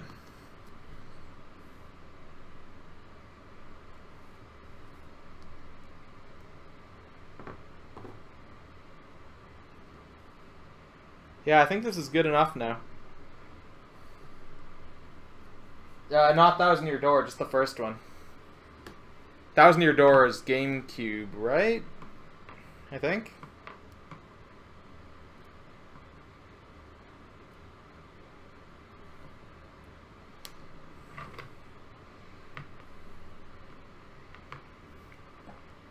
So yeah, in theory, except once I put this down on the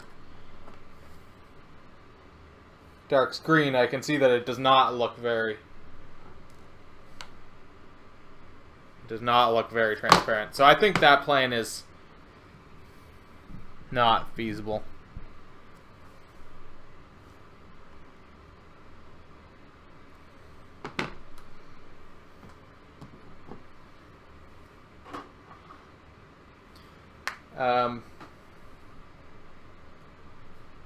Okay, so that's the screen desoldered, so we could then let's, I guess, desolder these pins from the microcontroller, and we can solder some little wires on to connect it up. I'm thinking that what might make sense for placement, where's the back system here? I'm not sure. I don't think we have enough space to put this sideways in here. Definitely not.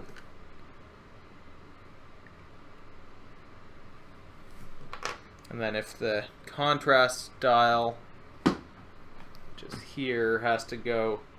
Oh shit, hold on. I've just realized that I've melted this little thing here.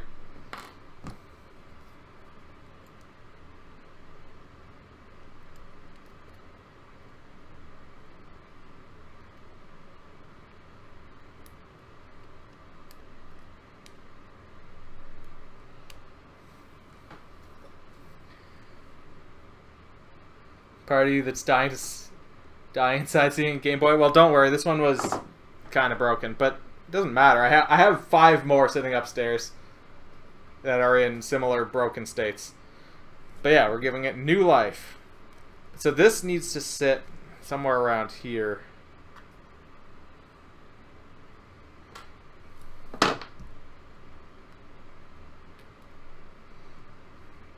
Be adjustable.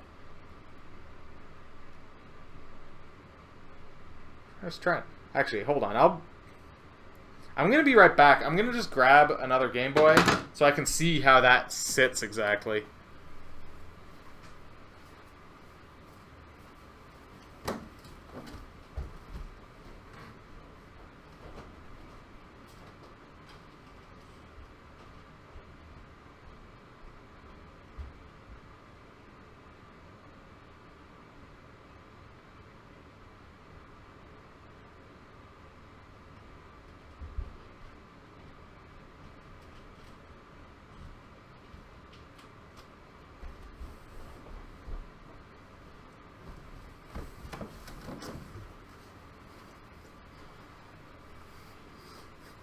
Dr. Frankengame.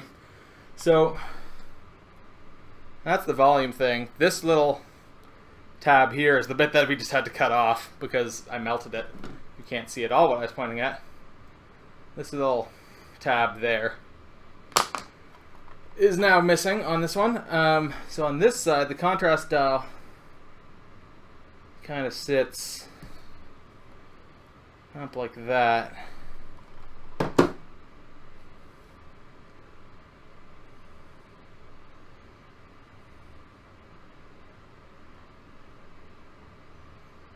So we have this at its middle position. I believe that this would have normally been sitting in this orientation.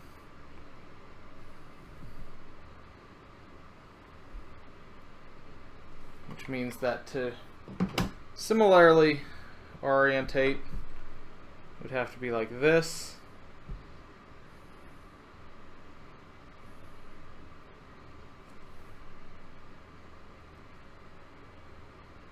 But if I want to actually be able to do this, I need to invert it, I think.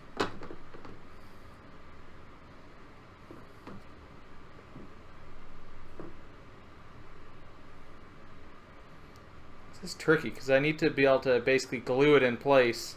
Also, there's a fuck ton of pins on this.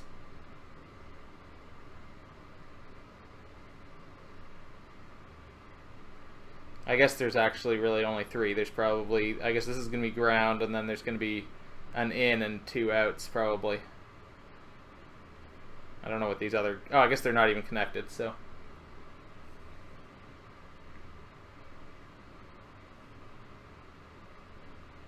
Yeah, so... Does that make sense? Ground, in, 2 outs? I don't know. I guess we'll have to figure that out. And then over on the other side, there's...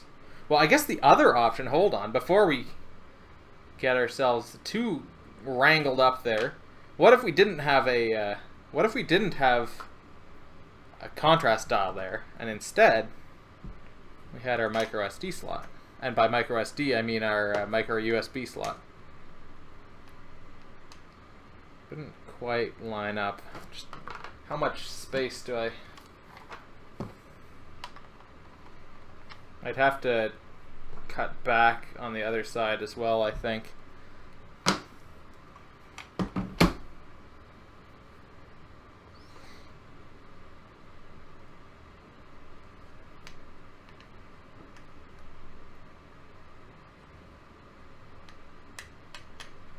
But if I got it centered, I think I might be able to actually...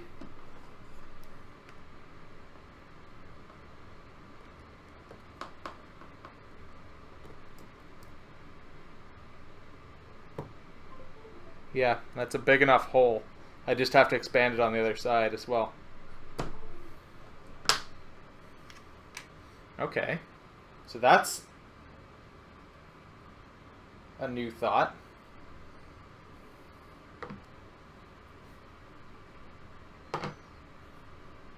And then I could potentially use, except actually where I think that would probably make the most sense is on the other side. If I put it at the spot where the link cable used to be, that would be the best spot, I think. If I kind of built that up and was able to put it into the external connector spot, because there's definitely going to be lots of spot there, and I could probably rig up the, I don't know where the actual thing is for that. It must be upstairs, but I think I could probably rig up a cover that fits in place there and clips in. So actually that's where I'm going to try and get that. Okay, so that means, with all that being said, we now know roughly what kind of cable length we're going to need. We can work with that in mind.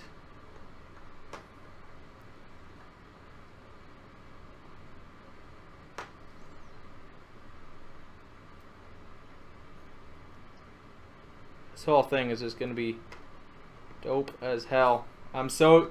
Honestly, this popped into my mind when I was trying to get to sleep one night, and it was just like, holy shit, this is too awesome an idea, and it's so feasible that I had to start making notes at like 3 in the morning or whatever on, I think this was Sunday night, that I came up with this. And it's like, oh my god, this is too cool. I can so do this. And then I was making notes on how to do this at 3 o'clock in the morning on Sunday night, or Monday morning rather.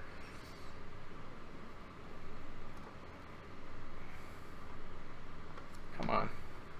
I don't know why why am I even desoldering this? I could just use a different one. I have like 10 of these. Oh well. So I guess I can turn this back down.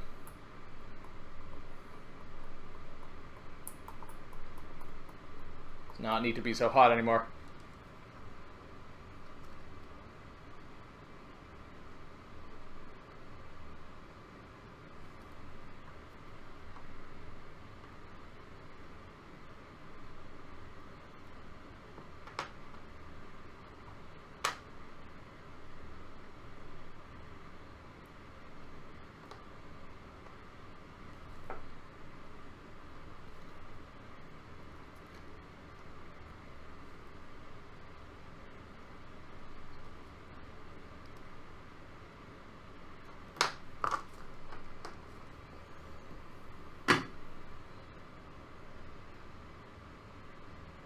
Didn't quite get all of those.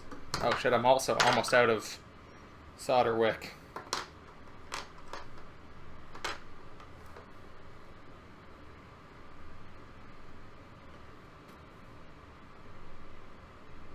Wait, what's this about?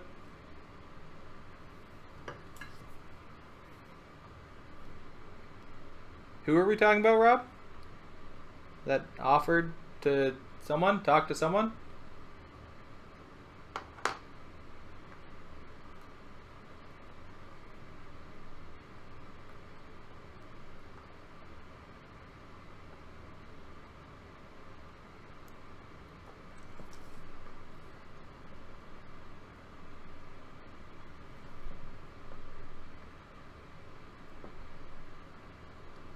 Becca Scott offered to babysit Dom? Oh boy. Are you sure you want that?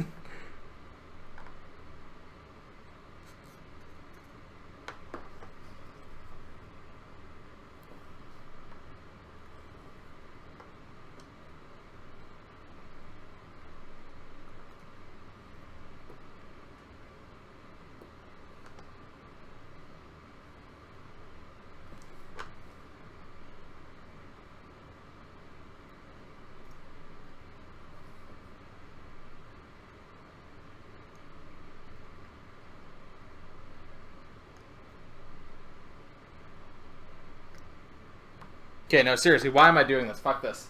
I don't need to. I will be right back. I'm going to go get a new microcontroller, and we're going to just solder that one in place.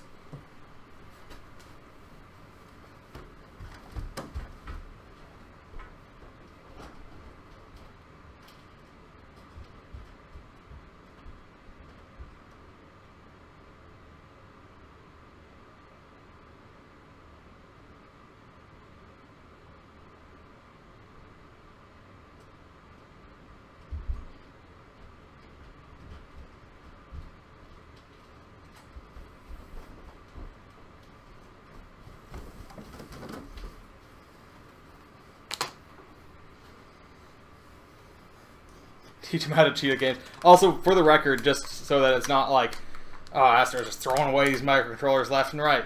These things cost $250 each. So, hardly. Well, I mean, I'm willing to throw them away. This one's still usable. I have those other ones that are kind of bricked, but I'm not concerned because they only cost $250 each.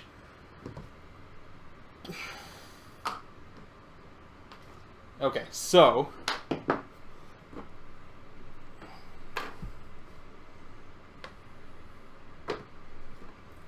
I ordered 10 of them at a time from China, and then like you're good to go. So what we want to do is we need, how many wires do we need? We need 1, 2, 3, 4, 5, 6, 7, 8 wires.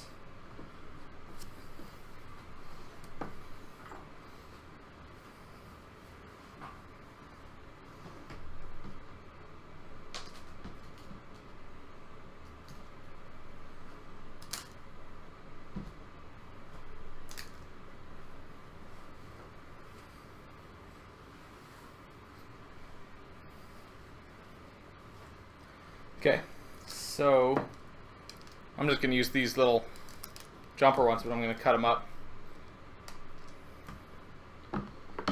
Where are my snippy snips?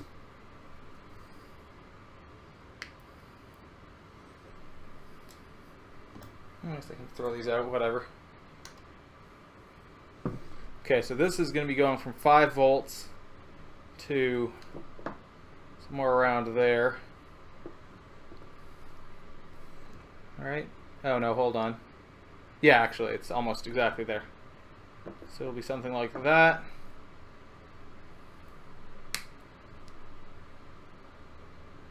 Get a shipping thing?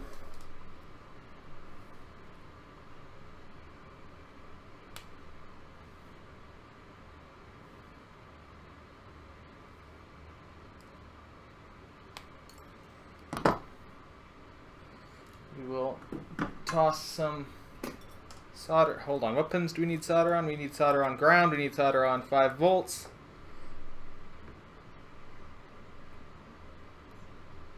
We need solder on this one. Need some on there. Need some on there. On there. On there. On the DC one, and 1, 2, 3, 4, 5, 6. Yeah, that's it. Okay.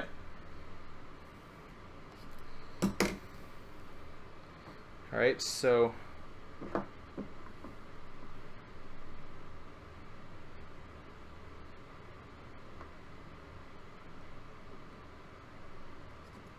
God damn it. This just does not want to sit in this pool of solder.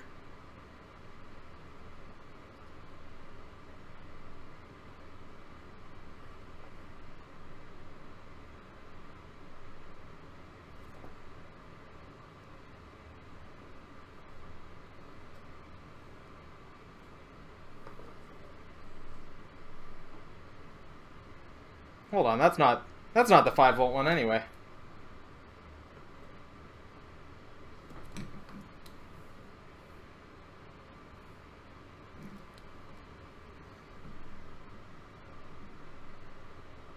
This is the 5 volt pin down here. Okay, that's our 5 volts. Then we'll do the same with this. It's going to right next to the 5 volts, so it'll be basically the same length of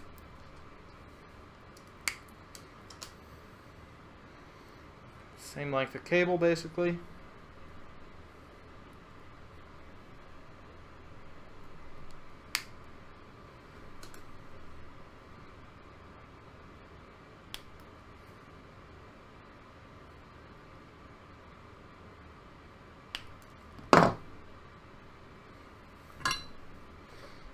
That to ground. Actually, I'm going to toss a little bit of solder onto the wire before we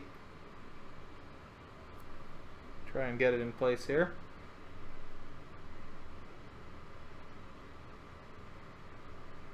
Yeah, that helped. That helped a lot.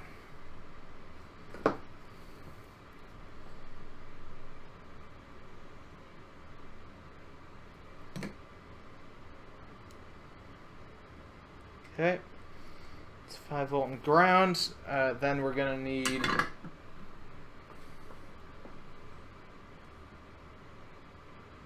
well, actually, I don't need nearly this much length here. We're just gonna put a little bit of Kapton tape, which is non-conductive.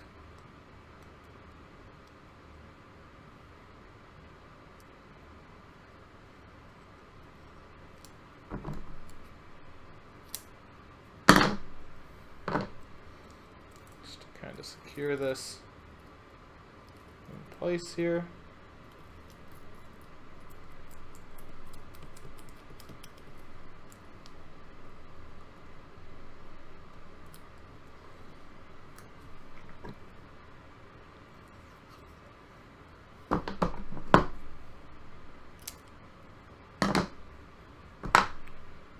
That, and then another little chunk of tape here just to keep things nicely lined up.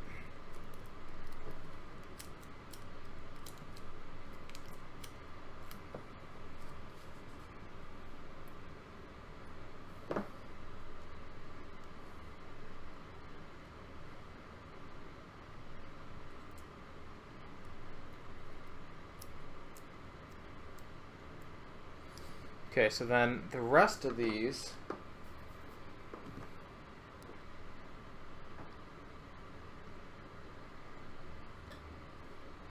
S clock is going to go to D5, so that's on the far side. Miso to D6, so those are basically all going across, except for D0, D3, and D2, which are CS, BL, and... Okay, so it's those guys. So the first three... No, the first four?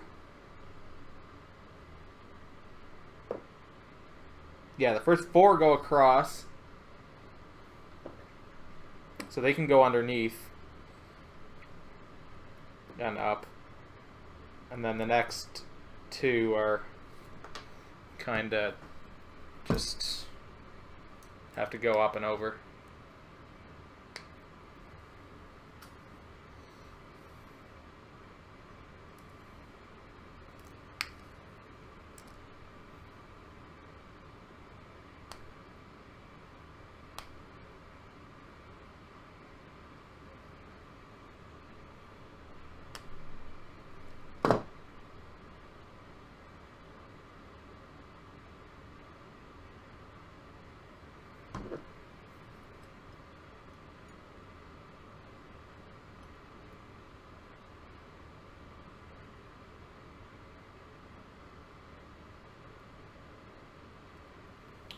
That one's screwed up. Alright, we'll try this again.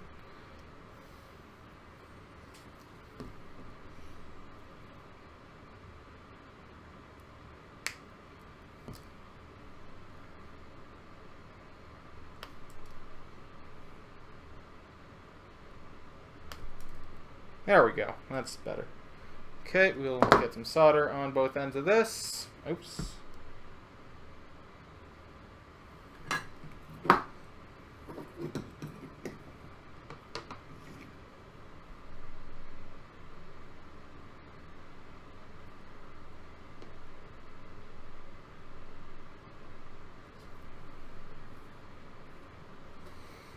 Tuck that onto the S clock pin.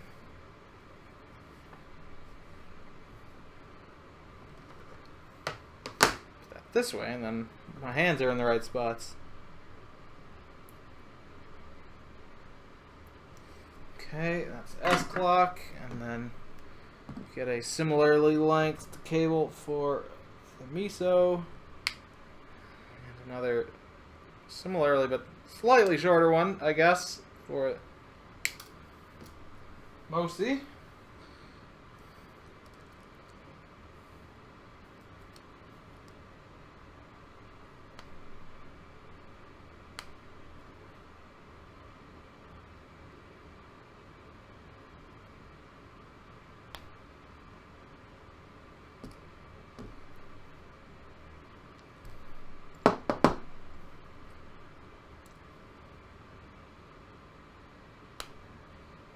One, that's both ends, okay. Same thing. Tin the tips of this.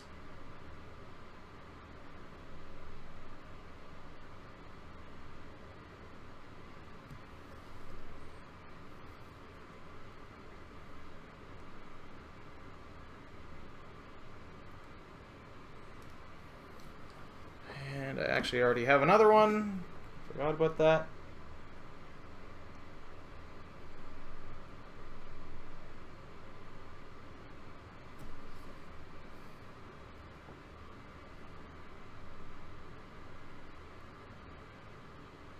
Okay.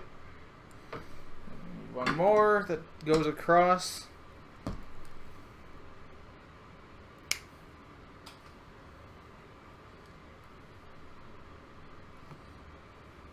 So is everyone ready for the solar eclipse? I guess of you guys, who gets hit? Do any of you get hit with the full blast of the full blockage rather? Because I know here we get about 65% eclipse. What are you guys getting? So we're getting about 65% at 2:20 in the afternoon on Monday.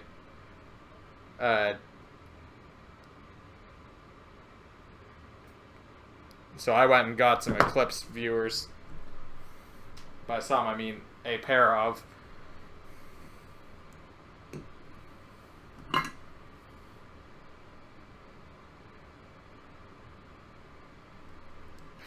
Oh boy, that's smoky. Enough that people are freaked out about kids looking at the sun? Right.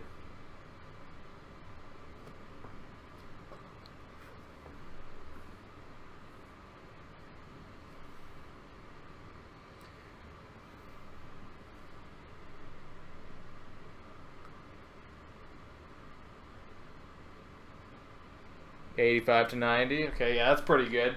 Like, I mean, 65 that we're getting, that'll be pretty noticeable, I think. It's hard to say exactly. LCD backlight. So CS goes to 0, and then backlight goes to...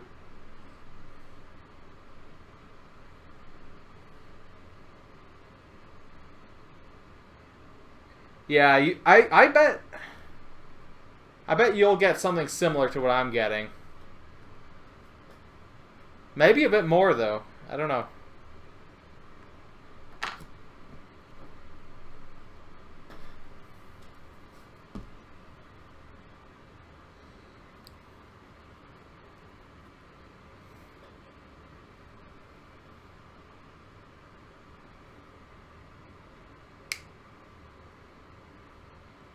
Oh, it's happening as elementary schools are letting out. Yeah, okay, yeah. So they'll be like, what the fuck is going on there?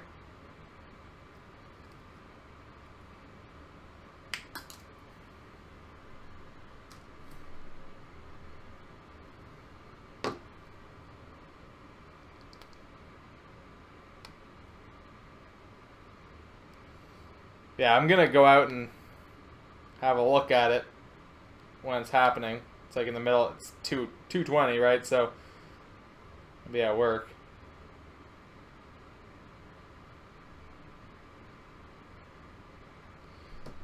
Any chance you can... Oh, 80%. That's pretty decent. Any chance you could like take a break or take your lunch break late or something?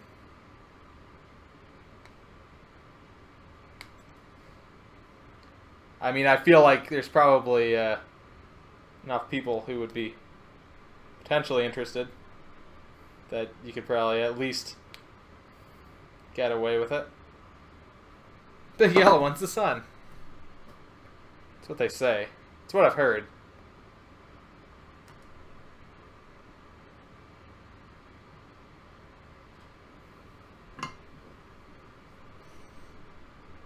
Although there's another one coming in 2024, I believe, in April or something. And I know we're supposed to get a lot more eclipsiness from that one here in Ottawa.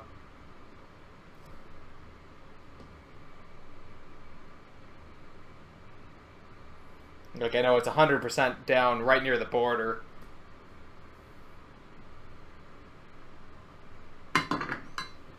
For that one.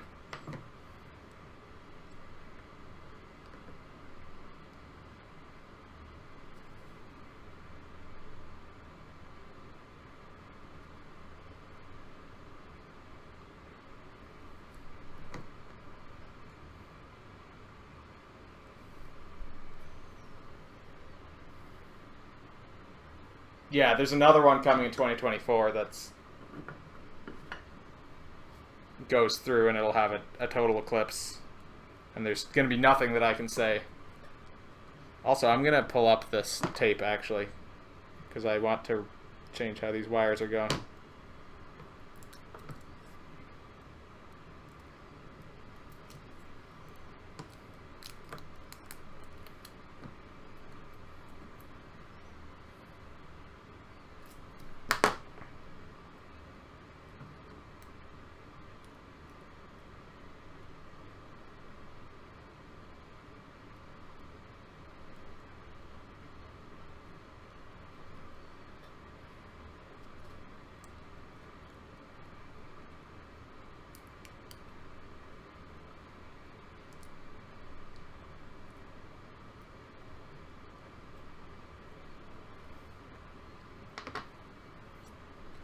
Okay, and then we just need one more for the DC pin. Where are my green wires? Where are my snippers?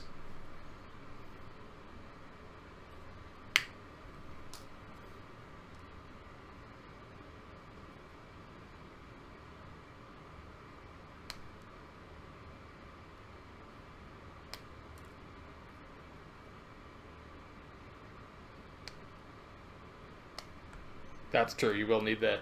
You do need the glasses, the viewing things. A viewer. Oh shit! I already have a wire prepped. Okay.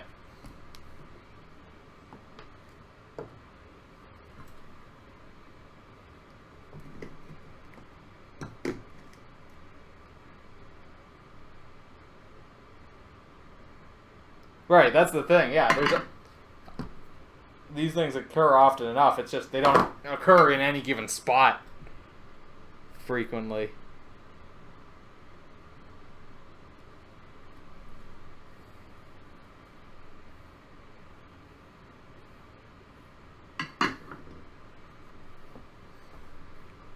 Okay, so then that's all these little wires rigged up. So this is not the one. This is the one we want. So we want this to be oriented in this direction. So the DC is going to be going to D2.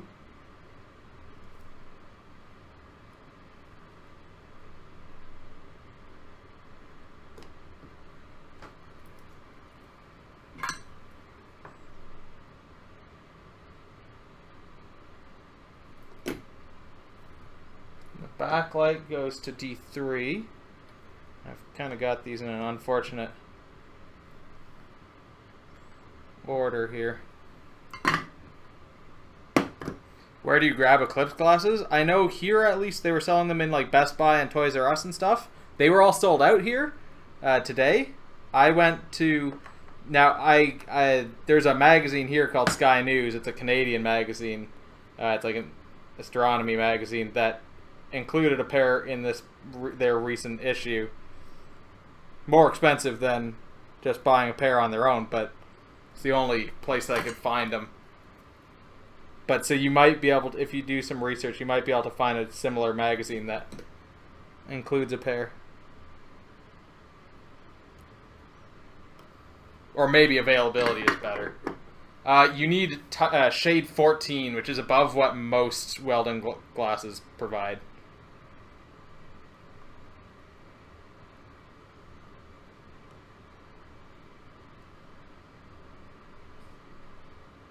Like, I think shade 14 is pretty much explicitly for looking at the sun.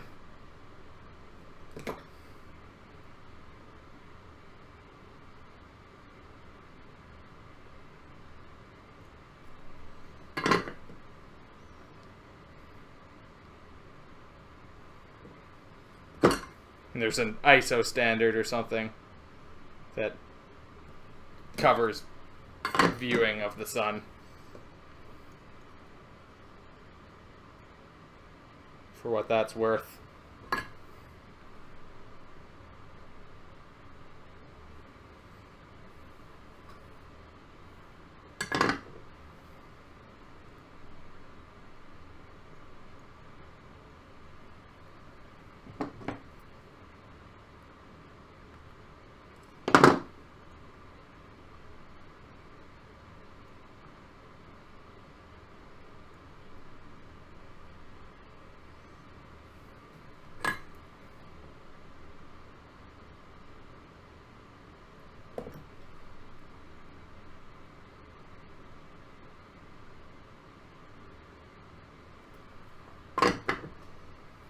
Okay. It's the power ones. And then all the rest of these. So the S clock goes to D5.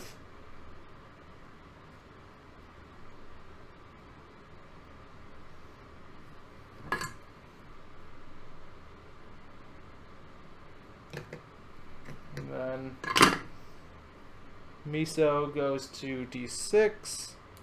These ones all nicely line up.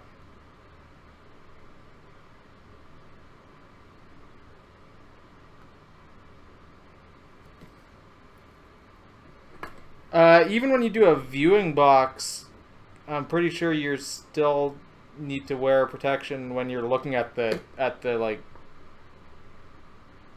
the reflected chunk of sun or whatever. And then Mosi, I assume, goes to D7. Yes.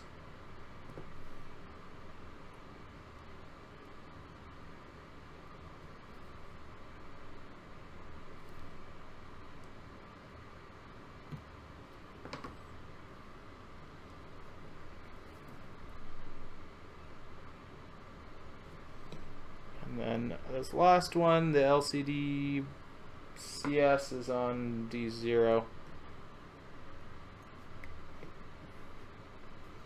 Conveniently back around these other wires.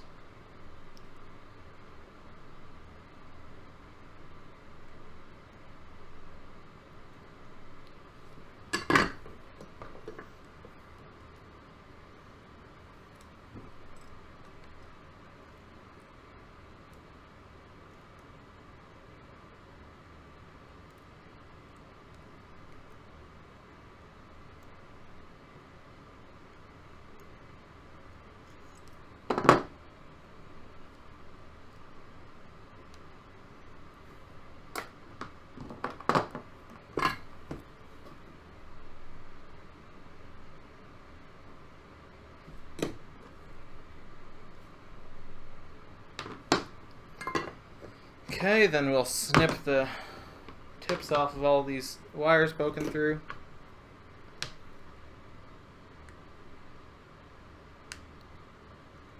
Fortunately, we can't glue this down into place yet because we still need to work out the input wiring, but in theory we can see that that does actually reach into position where we want it to go, although it will block another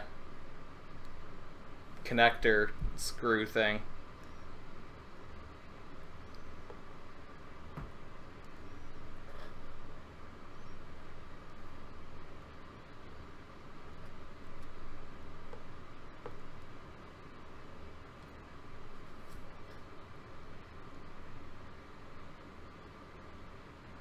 Ta-da.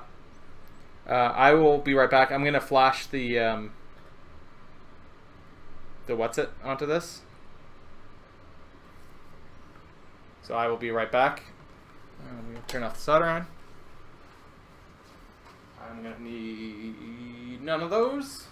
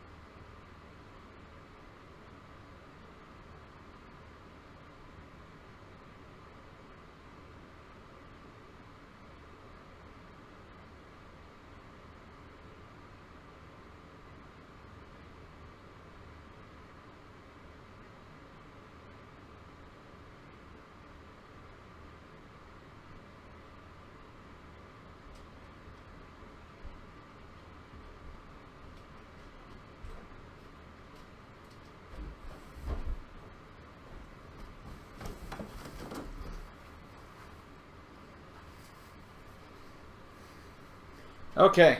Yeah, that Bonnie Tyler thing is actually hilarious, that she's going to be doing Total Eclipse of the Heart during the eclipse.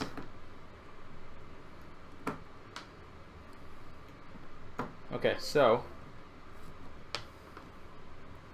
I still haven't flipped the output, but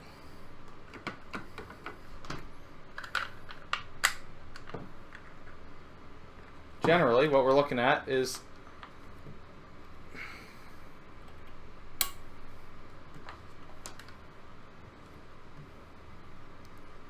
something like this, which is looking pretty good.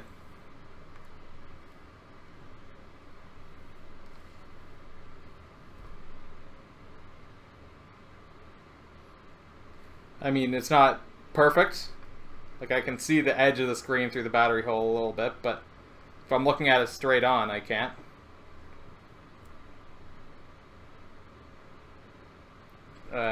So I like that. This has turned out pretty good so far. I think I'm probably gonna basically call it here, and we'll stop. I'll do more work on this over the weekend. I think we can expect more streams of this weekend. But for now, we have the screen in place. Overnight, I think what I'll do is I'll make sure I'll flip the screen around so it's displaying the right way. I'll try and get a proof of concept of the red light in place. Maybe cycling through some colors, like with this little square down here. But yeah, so we've actually got something. So future work to be done. We need to cut this board, which is the main like kind of input and display board. Cut it down so that we just have the actual buttons there, and tap into the circuitry for that somehow, so that we can get that into our microcontroller, on which, just by the way, we have basically 3 pins available to us now. So I think we're probably going to have to use a shift register. I should have planned this out in advance. A worst case, I can move the backlight off of an actual pin and move it to just hot wired. Can I get a kibble consult? I don't think I need to. There's honestly not that much